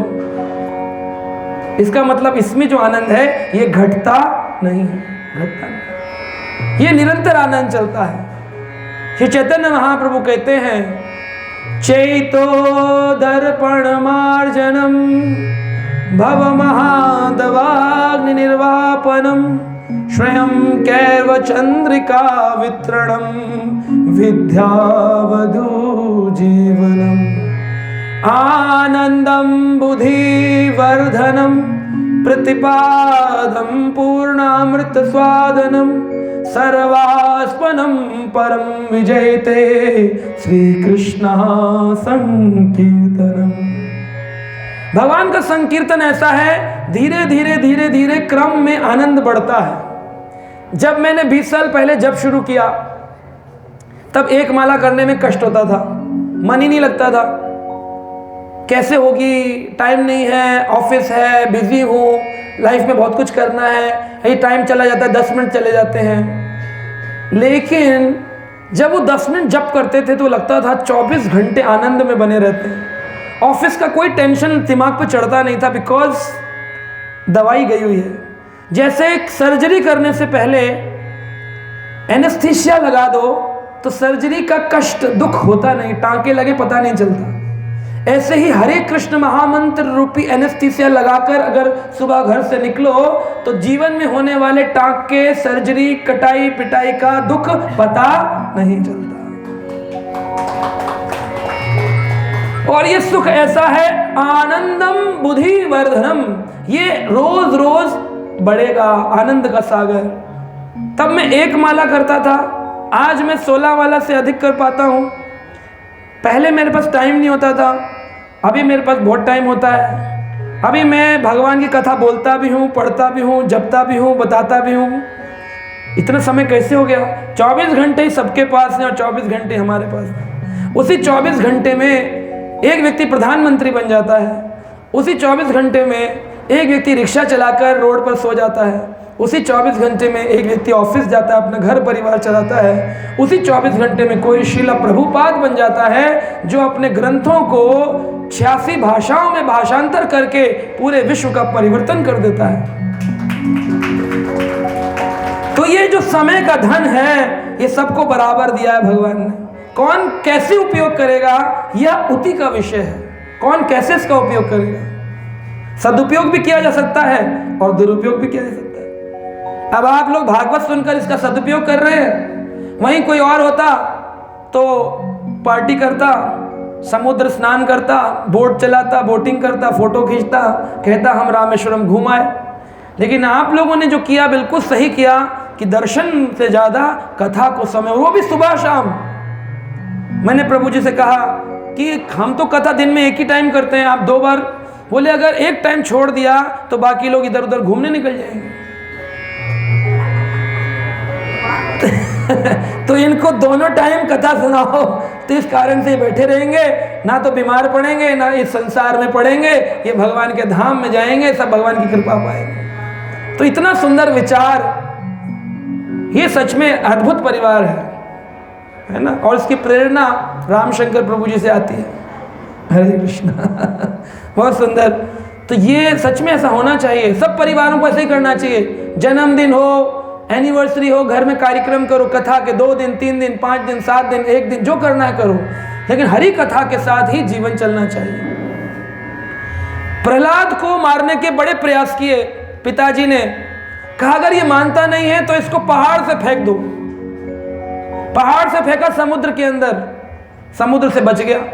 संत अमरक बोले तुम बच कैसे गए? बोले समुद्र मेरे नाना है, और नाना जी कभी अपने देवते को मारते हैं? बोले नाना कैसे हुए? बोले क्योंकि समुद्र मंथन के समय लक्ष्मी मेरी माँ इसी समुद्र मंथन से प्रकट हुई थी। अगर माँ मेरी लक्ष्मी समुद्र मंथन से आई है तो जो समुद्र है वो मेरे नाना हो गए। तो बोले ये बात तो ठीक है, तो नाना जी कभी मारेंगे नहीं, इसलिए मैं बच गया। बोले फिर कौन मारेगा? बोले इसको ना हाथी के पाँव के नीचे दबा दो। हाथी के पाँव के नीचे दबाया तो हाथी प्रहलाद को देख करके रुक गया, एक कदम भी आगे नहीं बढ़ा पाया। इतनी भजन की शक्ति थी। उन्होंने कहा कि हाथी क्यों नहीं मार पाया इनको? बोले एक बार भगवान श्री कृष्ण ने ग्वालापीड़ हाथी का वध किया मथुरा में, और तब से हाथी वंश को पता चल गया कि भगवान श्री कृष्ण और उनके भक्तों से पंगा नहीं लेना।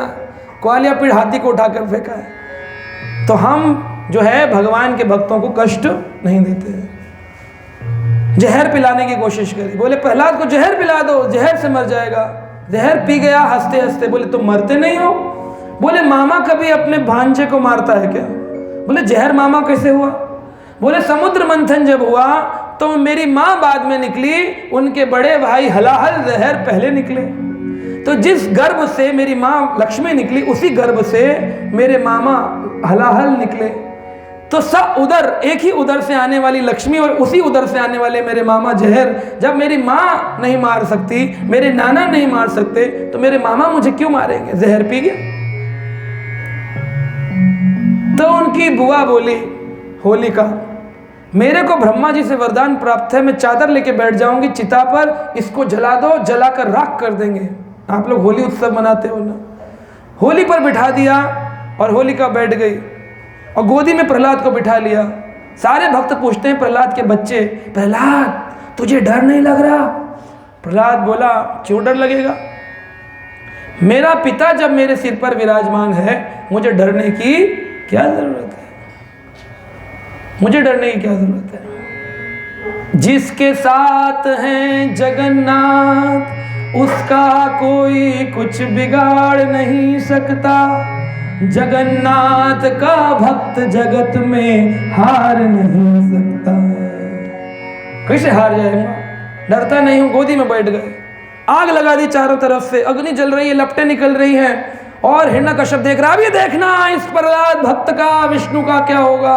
और देखते देखते ही क्या हो रहा है, प्रहलाद बच गए और होलिका नष्ट हो गई। तो ब्रह्मा जी का जो वरदान मिला था, क्या वो गड़बड़ हो गया? क्या वो चादर काम नहीं किया?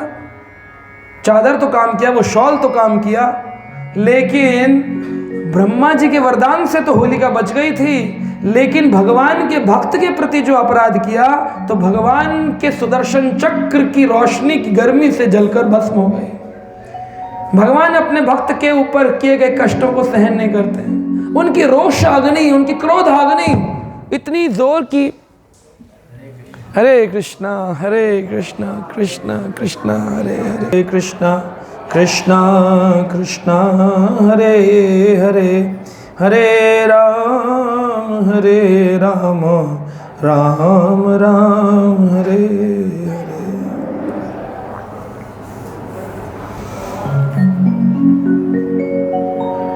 तो प्रहलाद जो थे वो बच गए, और भगवान की जो रोष अग्नि थी उससे जलकर होलिका भस्म हो गई। प्रहलाद महाराज कहते हैं, यत में थुनादि ग्रह में सुखम हि तुच्छम कंडूयनेना करयोइव दुःख दुःखम तृप्त्यन्ति नेहा कृपणा बहु दुःख भाजः कंडूयतीवात मनसी जम विषहेत धीरा। इस संसार में यथ में थुनादि ग्रह में दि सुखम हि तुच्छम, जो लोग संसार में लिप्त हैं, प्रहलाद कहते हैं यह संसारी सुख भक्त के लिए तुच्छ है। ग्रह में दि सुखम हि तुच्छम, क्यों?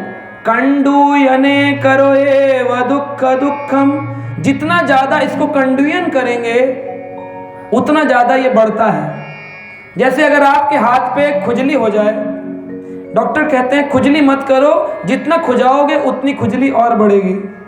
ऐसे संसार की आसक्ति जितनी तुम बढ़ाओगे उतनी और बढ़ेगी, ये कभी घटने वाली नहीं। कंडूयन कंडूयन करो इव दुःख दुःखम, यह दुख और बढ़ेंगे। इसलिए संसार का सुख छोड़कर भगवान के सुख में लगो तो भगवान ऑटोमेटिकली सारी चीजें पूरी कर देते हैं। एक राजा था, राजा के पास कई लोग आते थे जन्मदिन के उत्सव मनाने के लिए। राजा जी की जय हो, राजा जी की जय हो, आपके जन्मदिन की जय हो। राजा सबको वरदान देता था, क्या चाहिए तुमको? कह राजा हम बड़े गरीब हैं, हमको केवल खाना मिल जाए पूरे वर्ष का तो हम चले जाएंगे। राजा ने कहा इनको पूरे वर्ष का राशन दिया जाए, दे दिया। वाह, बड़ा प्रसन्न, जय हो राजा जी की। राजा जी जन्मदिन की जय हो, तुमको क्या चाहिए? राजा जी हमारे घर वस्त्रों की कमी है, पूरे वर्ष के वस्त्र मिल जाएं, बस कृपा हो जाए। पूरे वर्ष के वस्त्र मिल गए। तुमको क्या चाहिए? राजा जी हमारे घर आने जाने की बड़ी दिक्कत है, कोई गाड़ी, कुछ घोड़ा, कोई गधा, कुछ मिल जाए। बोले इनको जो जरूरत है वो वाहन दे दो। तुमको क्या जरूरत है? बोले राजा जी हमको मकान नहीं है, गरीब है, मकान दे दो। मकान दे दिया जाए। जो जो जिसको चाहिए था सब दे दिया। अब सारे लोग मांग मांग के चले गए गांव के, राज्य के। राजा अपने घर चला गया, महल के अंदर। जन्मदिन पूर्ण हुआ, सोने लगा। सो रहा था तो देखा कि एक आदमी खड़ा है दरवाजे पर। सिपाहियों, ये कौन है जो खड़ा है सुबह से, जाता क्यों नहीं? सिपाहियों ने जाकर पूछा तुमको क्या चाहिए?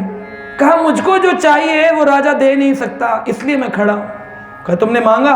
कहा नहीं, मुझे पता है उनके बस की बात नहीं, बस की बात नहीं है। राजा ने कहा पागल है, खड़ा रहने दो। पूरी रात खड़ा रहा, सुबह हो गई। राजा ने सुबह उठकर देखा खिड़की से अभी भी खड़ा है। करे अभी भी खड़े हो, गए नहीं, क्या चाहिए? सिपाही बोले पता नहीं महाराज इसको क्या चाहिए। कहता है राजा दे नहीं सकते, दे नहीं सकते, रट लगाई है। राजा बोले मैं चलता हूँ। राजा पहुंचे, बोले तुमको क्या चाहिए जो मैं दे नहीं सकता? बोले पहले वचन दो कि तुम दोगे। राजा बोला मैं वचन देता हूँ, जो तुम्हें चाहिए होगा वो मैं दूंगा। कहा मुकरोगे तो नहीं? कहा नहीं मुकरेंगे। जबान देते हो? और जबान देते हैं, ठीक है। राजा मुझे तुम्हारी दोस्ती चाहिए। राजा बोला दोस्ती? न खाना, न पीना, न मकान, न गाड़ी, दोस्ती चाहिए? दे दी। बोले वचन देते हो? बोले हाँ। आज से आप मेरे दोस्त हैं? कहाँ? कर ये बात तो तुम कल ही मांग लेते। कह रहे बस मैं सोच रहा था, आप पता नहीं मुझे अपना दोस्त स्वीकार करेंगे कि नहीं करेंगे। आपने किया, आपका बड़ा गुणगान है, आपकी बड़ी महिमा है, तो कल मैं आपको अपने घर भोजन पे बुलाना चाहता हूँ। और मित्र हो तो मित्र को बुलाना पड़ेगा, दोस्त दोस्त के घर जाता है। तो कल आप मेरे घर भोजन पे आइए। ठीक है, मैं आऊँगा भोजन पर। तो जब आएंगे तो मेरे घर में जो बना है वही खाएंगे या कुछ स्पेशल बनाए? लोग पूछते हैं, आप कुछ स्पेशल लेंगे? तो राजा बोला जो तुम खाते वही खा लेंगे। मंत्री बोले अरे महाराज बड़ा गरीब आदमी है, ये तो आलू पीस करके उसका पानी निकाल करके एक दिन गुजारा करता है, और छिलके से एक दिन गुजारा करता है, और आलू के अंदर से एक दिन गुजारा करता है। आप कैसे खाएंगे? बोला अच्छा इतना गरीब? कहा इसके घर में अन्न भंडार भर दो हमेशा के लिए, मित्र है हमारा। अन्न का भंडार भर गया। बोले राजा जब आएंगे तो आप, मैं अपना वाहन भेज दूं या आप अपने वाहन से आएंगे? लोग पूछते हैं ना, आप अपने आप आ जाएंगे या प्रभु जी टैक्सी भेज दें? बोले नहीं नहीं, राजा बोला मैं तुम्हारे महान से आ जाऊंगा मित्र हो तो। मंत्री बोला क्या कर रहे हैं, इसके पास एक टूटा फूटा गधा है पुराना, गधे पे बैठ के जाएंगे महाराज। महाराज बोले गधा? हाँ। रथ नहीं है? क्या नहीं। अरे हमने तो इसको मित्र बना लिया, चलो चलो रथ दे दो। एक स्वर्ण रथ प्रदान कर दिया। बोला आएंगे महाराज, आप मेरे मित्र हैं तो हमारे घर पे ही रहेंगे या आकर चले जाएंगे? बोले नहीं, मित्र के घर आए तो 2-3 दिन रहेंगे। तो मंत्री बोला महाराज टूटी हुई झोपड़ी में रहता है, पानी टपकता है, चूहे हैं। महाराज बोले अच्छा, तो कैसे रहेंगे? महाराज बोले मंत्री एक महल बना दो सुंदर हमारे जैसा, ताकि हमारे मित्र के घर हम रह सकें। बोले जब महाराज आएंगे तो वस्त्र वही पहनेंगे जो हम पहनते हैं, या कुछ आपका स्पेशल बैगेज लेके जाना है अटैच? महाराज बोले तुम्हारे वाले पहन लेंगे। वो मंत्री बोला महाराज फटे देख रहे हैं कपड़े इसके, आप ये पहनेंगे फटे वस्त्र, आप महाराज हैं। महाराज बोले इसके पास कपड़े भी नहीं है? कहा नहीं। तो बोले मंत्री इसके घर में वस्त्र भंडार भर दो हमेशा के लिए। क्या मांगा था? केवल एक मित्र था। अब जिसने खाली अन्न मांगा था उसको वस्त्र नहीं मिला, उसको धन नहीं मिला, उसको बंगला नहीं मिला। जिसने बंगला मांगा था उसको अन्न नहीं मिला, उसको धन नहीं मिला, उसको वाहन नहीं मिला। लेकिन इसने केवल मित्रता मांगी थी और इसको सब कुछ मिल गया। ऐसे आचार्य कहते हैं जो केवल कृष्ण से इतना मांग ले कि तुम हमारे हो और हम तुम्हारे हैं, बस मित्रता दे दो, उसके बाद जो कृष्ण का है वो सब तुम्हारा है, अपने आप हो जाएगा। अलग से मांगने की जरूरत नहीं कि ये दे दो वो दे दो ये दे दो, फिर छोटा छोटा मिलता है। जब वो देगा तो बहुत देता है। इसलिए प्रहलाद महाराज कहते हैं संसारी सुखों को मत मांगो, ग्रहमेदि सुखम हि तुच्छम कंडूयन करो एवह दुख दुखम तृप्तंति नाहि कृपण बहु दुख भाजा कंडूयन्ते वत मनसिजम विषहेत धीरा। जो धीरवान है, समझदार हैं, वो सहन करते हैं अपनी इच्छाओं की जो प्रबल वेग है उसको सहन करते हैं। मन करेगा छोड़ो यार क्या करना है ये कथा वथा माला वाला, चलो बहुत दिन हो गए अब एंजॉय करके आते हैं। 7 दिन कथा सुन ली, अब बेचैनी हो रही है, टीवी नहीं देखा, पिक्चर नहीं देखी, घर जाते ही 3-4 दिन के पेंडिंग सीरियल सारे रिकॉर्डेड वाले देखेंगे। ट्रेन में ही यूट्यूब शुरू कर देंगे, लाइव प्रोग्राम, न्यूज़ देखेंगे, खबर देखेंगे। पता नहीं इन लोगों ने तो जबरदस्ती बांध दिया था हमको। वो प्रभु जी भी पता नहीं कैसा कैसा बोल बोल के हमको सुनाते थे। ये घबरा घबरा के बेचारे भागेंगे एंजॉय करने। लेकिन जान लो संसारी सुखम ही दुखम, संसार का सुख दुख है। जितना खुजाओगे उतनी खुजली बढ़ेगी, आग में जितना घी डालोगे उतनी आग बढ़ेगी, बुझेगी नहीं। इसलिए भगवान का भजन करो। ये प्रहलाद शिक्षा देते हैं। प्रहलाद ने जब ऐसी बातें कहनी शुरू करी, प्रहलाद के पिता बहुत क्रोधित हुए, बोले अपने आप को ज्यादा समझदार समझता है, विष्णु विष्णु विष्णु विष्णु करता है, कहाँ है विष्णु? कहा पिताजी विष्णु तो हर जगह है, आप में भी है और मुझ में भी है, मुझ में और तुझ में है। क्या मेरे इस महल में है? बोले मोह में, तो में, खड़क में, खंभ में, जो कड़क है ना आपकी तलवार, इसमें भी विष्णु है। विष्णु शब्द का अर्थ है विश्व के हर अणु में जो विराजमान है।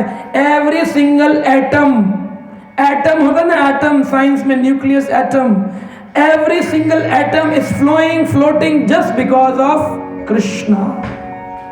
एक धूल का कण उड़ रहा है, क्यों उड़ रहा है? क्योंकि उसके अंदर कृष्ण है। बिना ड्राइवर के कोई प्लेन उड़ सकता है? तो पक्षी कैसे उड़ जाएगा? तो पक्षी के अंदर बैठ के परमात्मा उसे उड़ाते हैं। हम कैसे चलते हैं? परमात्मा और आत्मा के कारण। चल नहीं सकता, एक कण भी नहीं हिल सकता। लोग कहते हैं भगवान की इच्छा के बिना पत्ता नहीं हिल सकता, तो कण कैसे चलेगा? विश्व के हर अणु में जो विराजमान है, इसलिए उनका नाम है विष्णु। विष्णु। तो उसने कहा मोह में, तो में, खड़क में, खंभ में, जित देखो उत श्याम ही श्याम। आप जहां नजर डालेंगे पिताजी वहां भगवान है। गोदी में बैठा था, धक्का मारा, हट,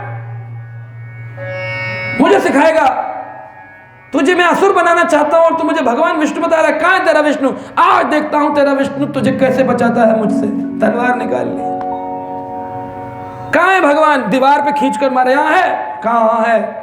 फिर इधर मैं, यहाँ है, हाँ, सर सर मारा दरवाजा, खंबा आ गया बीच में, तेरा भगवान क्या इस खंबे में भी है? तलवार निकाली, जोर से धार करके मारी, तुरंत ही भम करके नरसिंह भगवान प्रकट हुए। बोलो नरसिंह भगवान।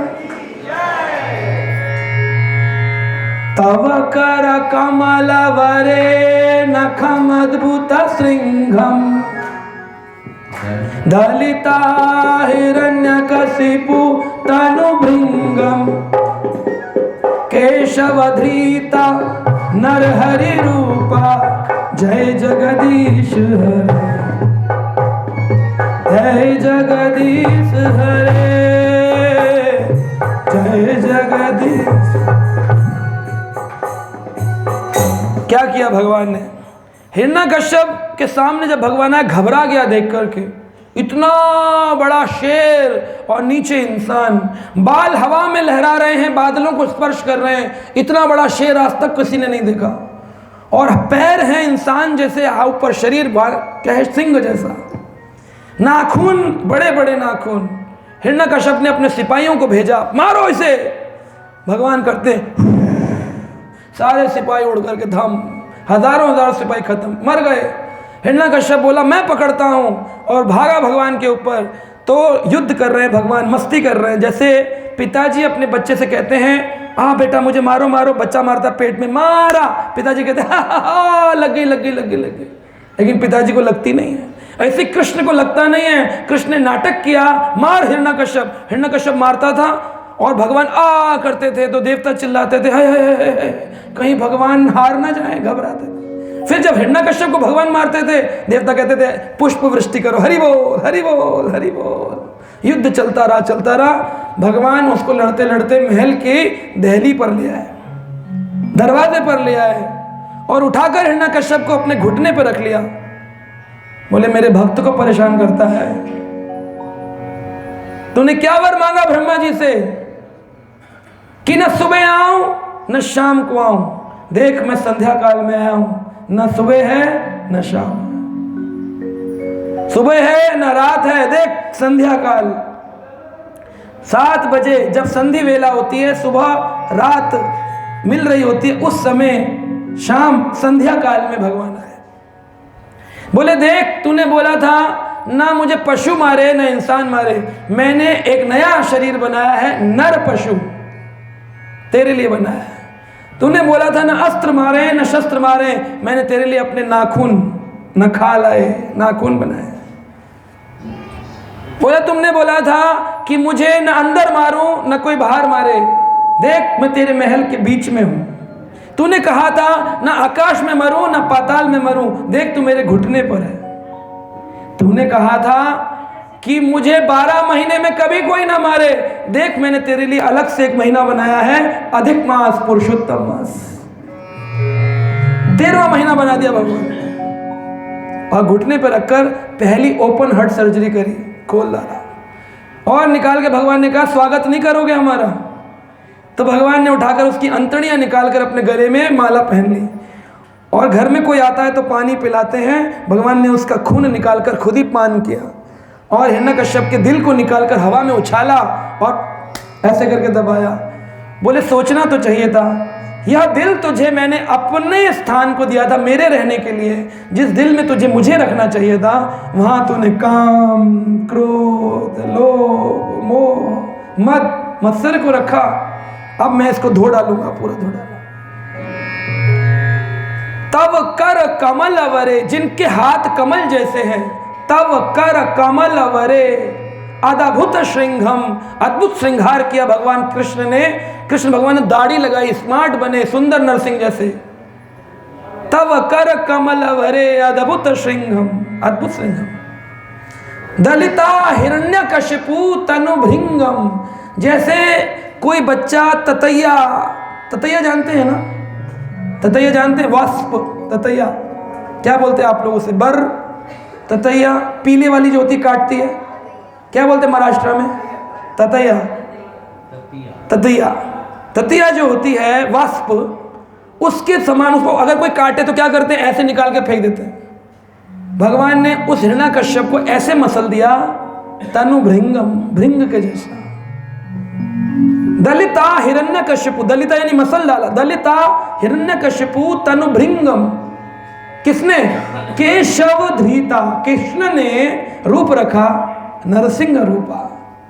कोई और नहीं थे वहां पर, विष्णु नहीं है, दुर्गा जी नहीं है, शिव जी नहीं है, केशव धृता नरहरि रूपा। तव कर कमल वरे नखम अद्भुत श्रृंगम दलिता हिरण्यकशिपु तानुभृंगम केशवधृता नरहरि रूपा। जय जगदीश हरे स्वामी, जय जगदीश हरे, जय जगदीश हरे। ऐसे जगदीश भगवान की जय हो। अब जब भगवान ने हिरण्यकश्यप को मार दिया, सारे देवता, शिव जी, ब्रह्मा जी, इंद्र, वरुण, चंद्र, सूर्य सब लाइन में खड़े हो गए। क्यों? क्योंकि हिरण्यकश्यप ने सभी देवताओं को अपनी जेल में बंद किया था। सबको आज़ादी मिली तो सब भगवान की स्तुति गाने के लिए आए, लेकिन कोई भगवान के नज़दीक नहीं जा रहा, क्योंकि भगवान उग्र रूप में है, चिल्ला रहे हैं, धाड़ रहे हैं, भगवान खा जाएंगे अभी। लक्ष्मी जी को बोला गया, आप तो पत्नी हैं, पत्नी से तो अच्छे अच्छे समझ जाते हैं, तो आप थोड़ा आगे जाके समझाइए, पतिदेव को आज बड़ा भयानक रूप लिया है। तो उनको एक नया कपड़ा पहनाया, कपड़ा पहनाकर भेजा। लक्ष्मी जी डरते डरते आगे बढ़ी, बोले ऐसा तो रूप इनका मैंने भी कभी नहीं देखा, बड़े भयानक रूप में है आज। और जब आगे बड़े लक्ष्मी जी प्रयास करते करते एक एक कदम बढ़ा के आगे बढ़े, तो भगवान नरसिंह करते तो लक्ष्मी जी भागी, अरे नहीं नहीं नहीं मैं नहीं जाऊंगी, आज तो खाने के मूड में है, तो गिर पड़ी उल्टी। कोई नहीं जा रहा था। शिव जी से बोला गया, तुम तो बड़े वैष्णव हो, तुम जाओ। शिव जी आगे बढ़ने लगे, भगवान नरसिंह देखा, वैसे देखा उनकी। शिव जी बोले नहीं नहीं, मुझे डांटेंगे कि तुम तो वैष्णवों में शिरोमणि हो, एक प्रहलाद के साथ इतना दुर्व्यवहार हो रहा था, उसके इतना अत्याचार हो रहा था, तुमने कभी मदद नहीं करी उसकी। ब्रह्मा जी से कहा तुम जाओ। ब्रह्मा जी आगे बढ़ने लगे, तो भगवान उनको गुस्से से देखते घूर कर, जब देखा तो ब्रह्मा जी बोले, अब भगवान बड़े नाराज हो रहे हैं कि तुझे ऐसा वरदान देने को किसने कहा? ऐसा वरदान दिया जिसके लिए मुझे स्पेशल रूप लेना पड़ता है, नाखून लगाओ, शेर बनो, पैर में ये करो, वो करो करो। तुमको किसने कहा वरदान देने की? तुमको शक्ति दी है ताकि सोच समझकर, ठोस समझकर, बजा करके देना चाहिए वरदान। किसी को भी कुछ भी वरदान देते हो। तो घबरा गए सब, पीछे कोई आगे नहीं बढ़ रहा, दूर से ऐसे प्रार्थना कर रहे हैं। प्रहलाद से बोला सब लोगों ने, बेटा तुम तो छोटे हो, तुम चले जाओ, क्योंकि तुम्हारे लिए भगवान आए हैं, तुम प्रयास करो। तो प्रहलाद बोले हाँ हाँ मैं जाता हूं। सारे देवताओं ने कहा प्रहलाद तुम्हें डर नहीं लग रहा है इनके उग्र रूप से? प्रहलाद बोले शेर जो होता है ना, उससे जंगल के सारे पशु डरते हैं, लेकिन क्या कभी शेर के बच्चे शेर से डरते हैं? हम तो भगवान के बच्चे हैं। गोदी में बिठाया, चाटने लगे भगवान वात्सल्य प्रेम में, और अपना वरद हस्त उसके सिर पर लगाया। बोले कितने कष्ट से हैं। भगवान नरसिंह के आंसू आ गए। बोले बता, वो उग्र नरसिंह शांत नरसिंह बन गए और अपनी जीभ से प्रहलाद को चाट रहे हैं, जैसे गाय अपने बच्चे को चाटती है, जैसे माँ स्कूल से आने के बाद अपने बच्चे को गले लगाकर प्रेम करती है। नरसिंह भगवान ने बड़ा कस के प्रेम किया। क्या मेरे कारण तूने इतने कष्ट सहे? मेरे भजन के लिए, मेरे प्रचार के लिए इतने कष्ट तूने सहे। मुझसे देखा नहीं जा रहा था, लेकिन मैं क्या करूं, मैं बाध्य हूं। मैं तभी आता हूं जब एकदम पानी सिर से ऊपर निकल जाता है। मैं वेट करता हूं कि कब आऊं कब आऊं कब आऊं। तूने बहुत सहा, बोल क्या इच्छा है? प्रहलाद बोले बस एक ही इच्छा है, मैं कोई बनिया नहीं हूं। आप लोग अपने पे मत लीजिएगा। प्रहलाद ने कहा मैं कोई वणिक नहीं हूं, मैं बनिया नहीं हूं जो व्यापार करूं आपसे कि मैंने भजन किया है तो मुझे आपसे कोई कृपा चाहिए। मैंने आपका भजन तो अपने प्रेम से किया है, मुझे आपसे कुछ नहीं चाहिए। आप मुझे अगर वरदान देना चाहते हैं तो यह वरदान दीजिए कि मेरे जीवन में कोई भी इच्छा ना रहे। भगवान बोले तेरी तो कोई इच्छा है ही नहीं, अब मैं आ ही गया हूं तो कुछ तो मांग। बोले अगर आप इतना वरदान देने की इच्छा रखते हैं तो मेरे पिताजी को मुक्त कर दीजिए, असुर था लेकिन था तो मेरा पिता। ये करुणा का भाव है, जिसने इतने कष्ट दिए उस पिता के लिए भी सोच रहा है पुत्र। भगवान हंस करके कहते हैं त्रिसप्तभी पिता पूतः पितृभी सहते अनघा यत साधुवस्य कुले जात भवान वे कुला पावना। हे प्रहलाद, जिस घर में तेरे जैसा पुत्र होता है ना, यत साधु अस्य कुले, जिस कुल में तेरे जैसे साधु होते हैं उस कुल का क्या होता है? कुल पावनः, वो पूरे कुल को पवित्र कर देता है। कहा कितना? त्रिसप्तभी पितः पूतः, त्रिसप्तभी, त्रि यानी 3, सप्तभी यानी 7, 3 into 7 यानी 21 पीढ़ियों का उद्धार करता है एक हरे कृष्ण जप करने वाला। 21 पीढ़ियों का, 7 माता की साइड, माँ की साथ, यानी माँ से जिससे पुत्र का जन्म हुआ उस माँ के मामा, नाना, नाना के पिता, पर नाना, पड़ नाना, पिता, पिता के पिता, दादा, दादा के पिता, परदादा, परदादा के पिता, पर दादा, और आने वाली 7 पीढ़ियां पुत्र, पौत्र, प्रपौत्र, 21 पीढ़ियों का उद्धारक होता है एक हरे कृष्ण जपने वाला। त्रिसप्तभी पिता पूता पितृभी सहते अनगा, उस व्यक्ति का कोई पाप नहीं रहता जो भगवान का भजन करता है। यत साधुवस्य कुले जातः, जिस घर में ऐसा साधु आता है, पावनः वे कुल पावनः, पूरे कुल को पावन कर देता है। तो भगवान की ये बात सुनकर प्रहलाद बड़े प्रसन्न हुए। भगवान यहाँ पर आशीर्वाद देकर प्रहलाद को राजगद्दी प्रदान करके चले गए। यह विषय उति 7वें स्कंद में आता है। 8वें स्कंद का विषय है मनवंतर। मनवंतर यानी कितने मनु आए, कौन से मनु में कौन सी लीला हुई। अष्टम स्कंद में समुद्र मंथन की सुंदर लीला का वर्णन आता है। भगवान ने कैसे अपने भक्तों के लिए समुद्र मंथन किया और समुद्र मंथन से मिलने वाले 14 पदार्थ कुछ देवताओं को प्रदान किए और कुछ असुरों को और कुछ भगवान ने स्वयं स्वीकार किए। प्रारंभ में अमृत की जगह क्या निकला? जहर।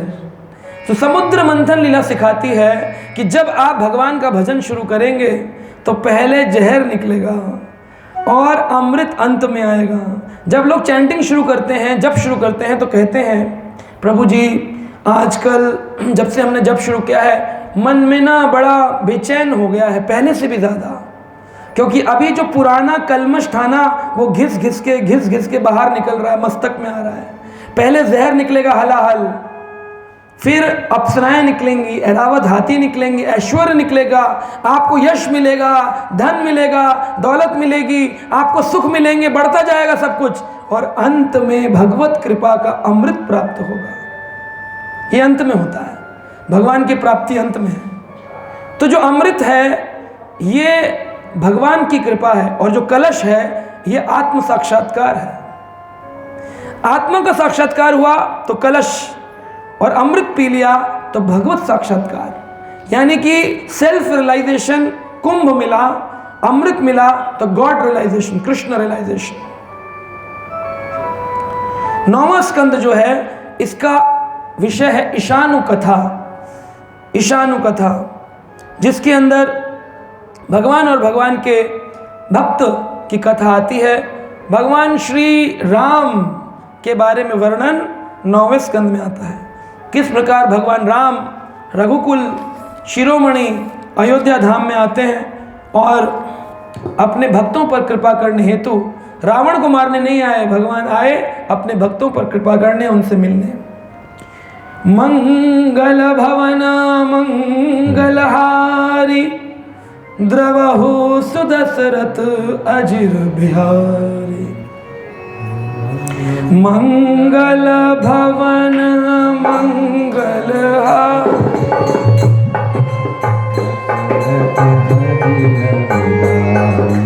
मंगल भवन मंगलहारी द्रवहु सुदशरथ अजिर बिहारी। मंगल भवन मंगलहारी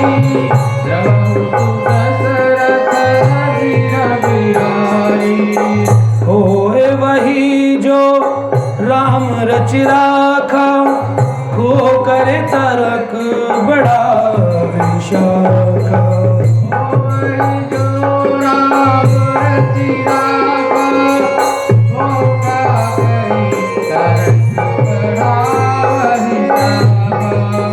होए वही जो राम रच राखा, को कर तरक बड़ा विशाखा। होए वही राखा, को कर तरक बड़ा विशाखा। धीरज धर्म मित्र और नारी, आपत्ति काल परखिए चारी।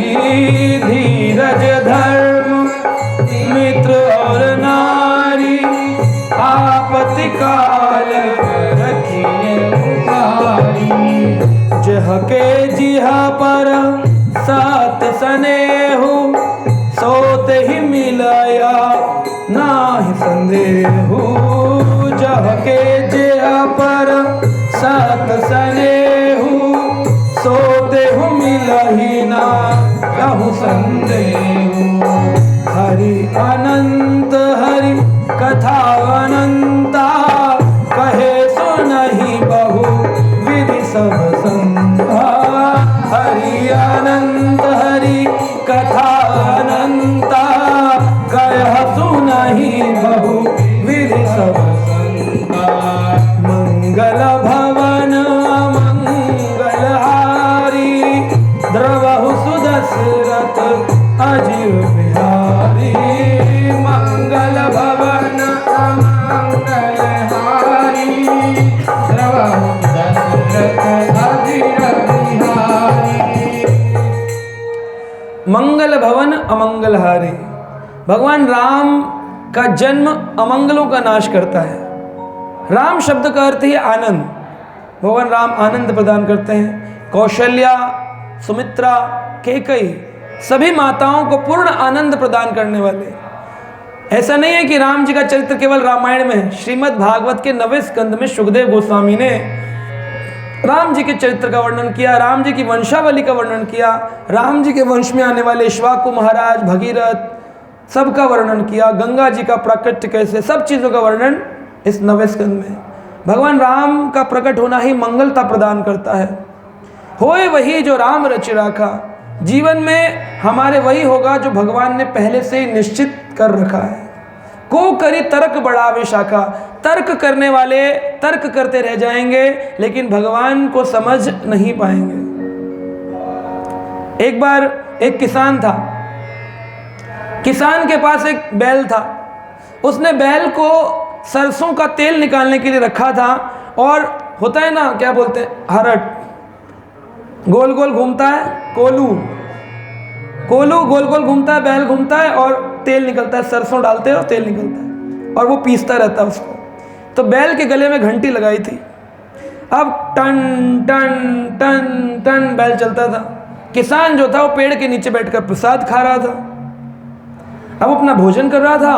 वहां से एक तार्किक वैज्ञानिक जो तर्क करते हैं ना, ऐसा क्यों, वैसा क्यों, ये तो गलत, वो तो सही, मेरे हिसाब से, तेरे हिसाब से, ये जो है ना तार्किक जो होते हैं, ये तर्क करते हैं बड़े बड़े। या तार्किक व्यक्ति, वैज्ञानिक व्यक्ति गुजर रहा था, किसान को देखा भोजन कर रहा है, कह रहा तुम्हारा बैल है, इतना बड़ा घंटा क्यों बांध दिया है उस बेचारे जानवर को? कहा क्योंकि वो गोल गोल घूम रहा है तो मुझे टन टन टन की आवाज़ आ रही है, तो मुझे पता चल रहा है कि वो सरसों निकाल रहा है, तेल निकाल रहा है। कब बड़े पागल हो यार। अगर बैल एक जगह खड़ा हो जाए, घूमे नहीं और गर्दन हिलाता रहे ऐसे ऐसे, तब भी तो टन टन टन की आवाज़ आएगी।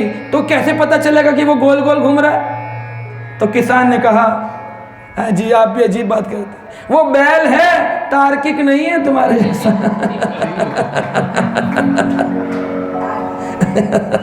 वो बैल है, बैल को क्या पता, बेचारे गले में घंटी बांधी घूमता रहता। तो इसलिए होए वही जो राम रच राखा, को करी तर्क, काय को तर्क करते हो और बढ़ावे शाखा, बात को क्यों बढ़ाते हो?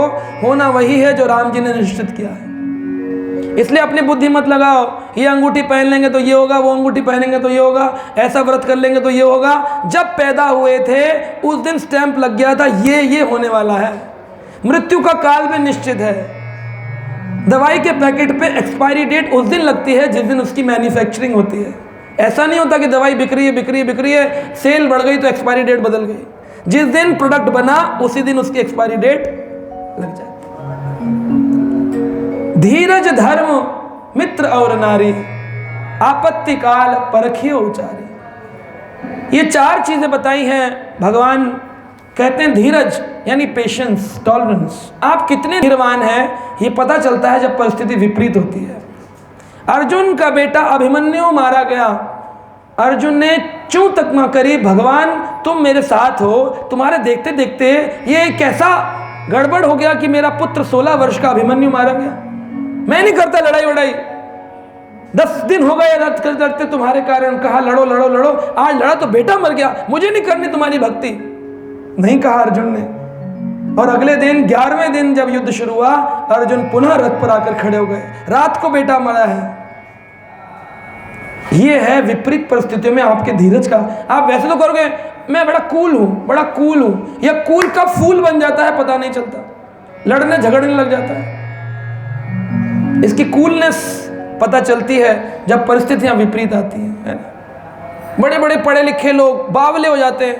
अभी हम हवाई जहाज पर जा रहे थे, 13 घंटे हवाई जहाज लेट हो गया, 13 आवर्स, और रनवे पर खड़ा रहा 13 घंटे। तो वहाँ पर मैंने देखा 1 घंटे तक तो बड़े मेकअप वाले लोग थे, बड़े स्टाइल में बात कर रहे थे। How long it will take, पूछ रहे थे। और विदेश जा रहा था तो उसमें बातचीत भी उसी प्रकार से हो रही थी। अंग्रेज़ टर्की के लोग थे उसमें, एयर हॉस्टेस वगैरह। 2 घंटे हो गए जब प्लेन नहीं उड़ा तो उनका पढ़ाई लिखाई धीर टूटने लगा, अंग्रेजी बदल गई। Why don't you tell us how long it will take? इतने में अंग्रेजी चल रही थी। 3 घंटे 4 घंटे बीतने के बाद हिंदी में आ गए, 5-6 घंटे बाद गालियों पे आ गए, 8वें घंटे में तो उन्होंने ऐसी मारपीट मचाई, वहां पर पुलिस को आना पड़ा। और मैं बैठ के आराम से अपने हरे कृष्णा कृष्णा कृष्णा हरे हरे, हरे राम राम राम हरे हरे। तो जब विपरीत परिस्थिति आती है तब पता चलता है आदमी कितना पढ़ा लिखा है। आप कुछ काल के लिए तो एक्टिंग कर सकते हो, लेकिन आपकी असलियत पता चलती है जब परिस्थिति बिगड़ती है। जब गुस्सा आए ना तब आपकी ओरिजिनलिटी पता चलती है। आप कौन से जाति के हो, कौन से धर्म के हो, कितनी गाली जानते हो, बस एक बार प्रॉब्लम आने दो तब पता चलता है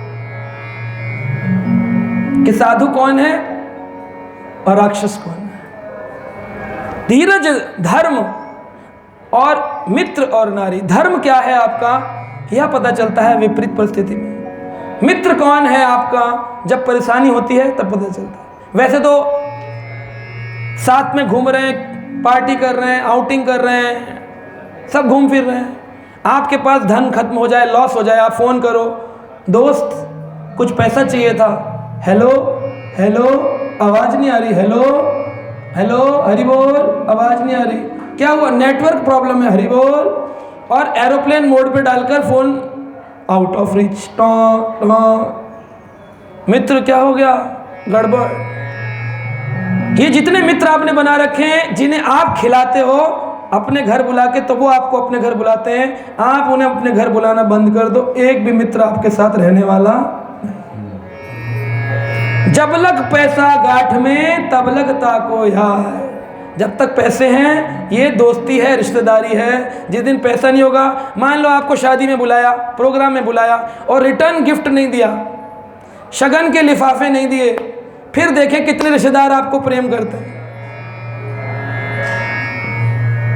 भाई बहन को राखी बांधने जाती, पहले सोचती इतना खर्चा होगा, लौट के रिटर्न गिफ्ट क्या मिलेगा।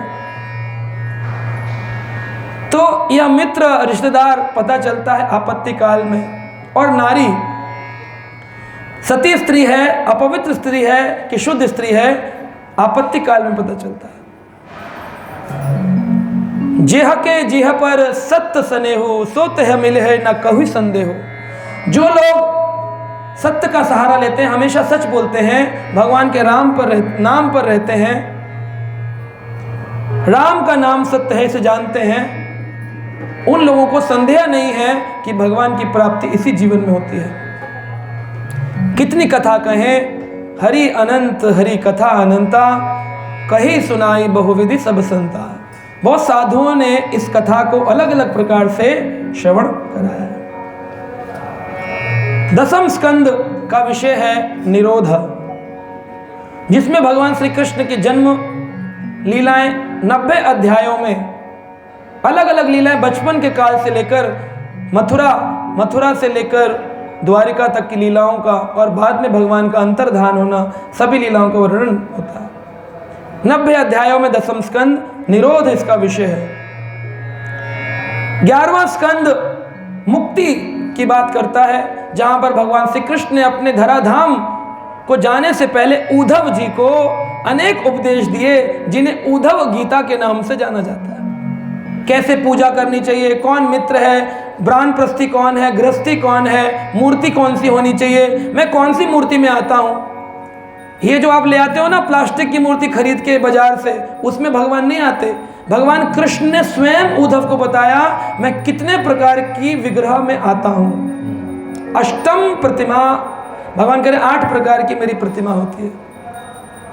शैली लोहि दारुमयी, लेप्या लेख्या च सेकती, मनोमयी मणिमयी अष्टविधा मूर्ति नाम।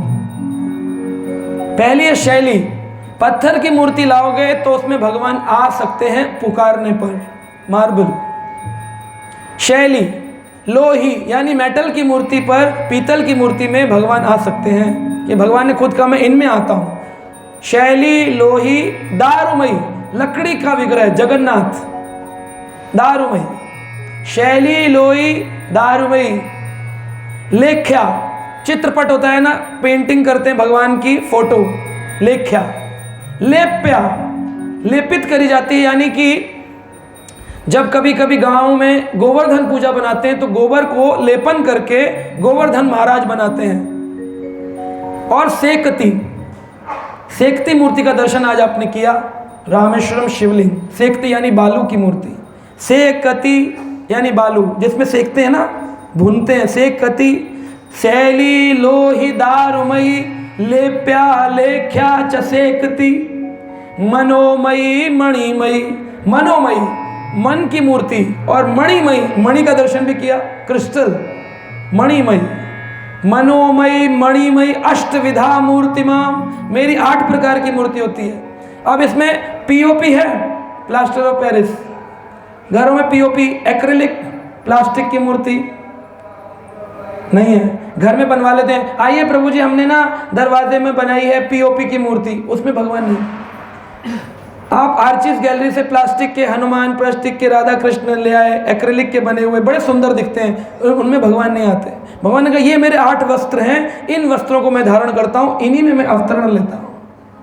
तो ये सारा ज्ञान भगवान ने, कितनी बड़ी मूर्ति होनी चाहिए, पूजा का तरीका क्या है, मैं कैसे प्रसन्न होता हूँ, क्या ग्रंथ पढ़ने चाहिए, शुद्धि किसे कहते हैं, स्नान कितनी बार करें, कैसे करें, उद्धव को सारा ज्ञान भगवान ने दिया।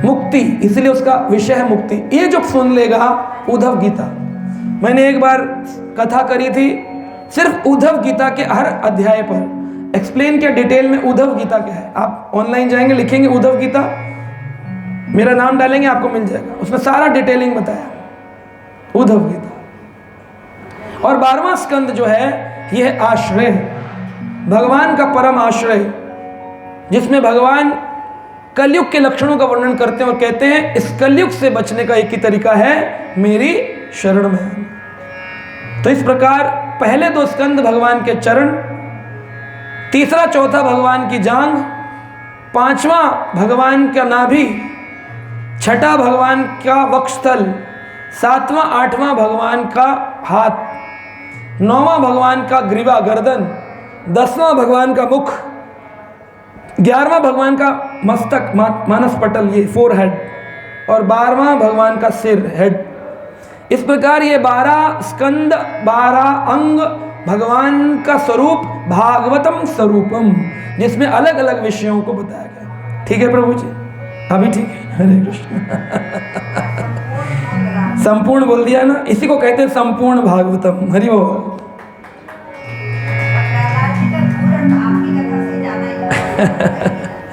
अभी आप सुनेंगे प्रहलाद चरित्र पर मैं 7-7 दिन कथा किया हूँ, तब आपको प्रहलाद के बारे में इसी से पता चलेगा। मैं एक एक विषय पर 15-15 दिन कथा करता हूँ। ये तो प्रभु जी की इच्छा थी तो मैं संपूर्ण बोल रहा हूँ, लेकिन हम एक एक विषय पर करते हैं। नवदा भक्ति पर अलग करते हैं, अजामिल प्रसंग पर 7-7 दिन अजामिल पर ही कथा चलती है, बड़े गहराई से चर्चाएं होती हैं उन चीज़ों की। तो भागवत बहुत गहरा विषय, समुद्र जैसा, परंतु फिर भी हमने समझने की कोशिश करी। और आज संध्या काल में हम 10वें स्कंद में प्रवेश करेंगे। हरे कृष्णा कृष्णा कृष्णा हरे हरे, हरे राम राम राम।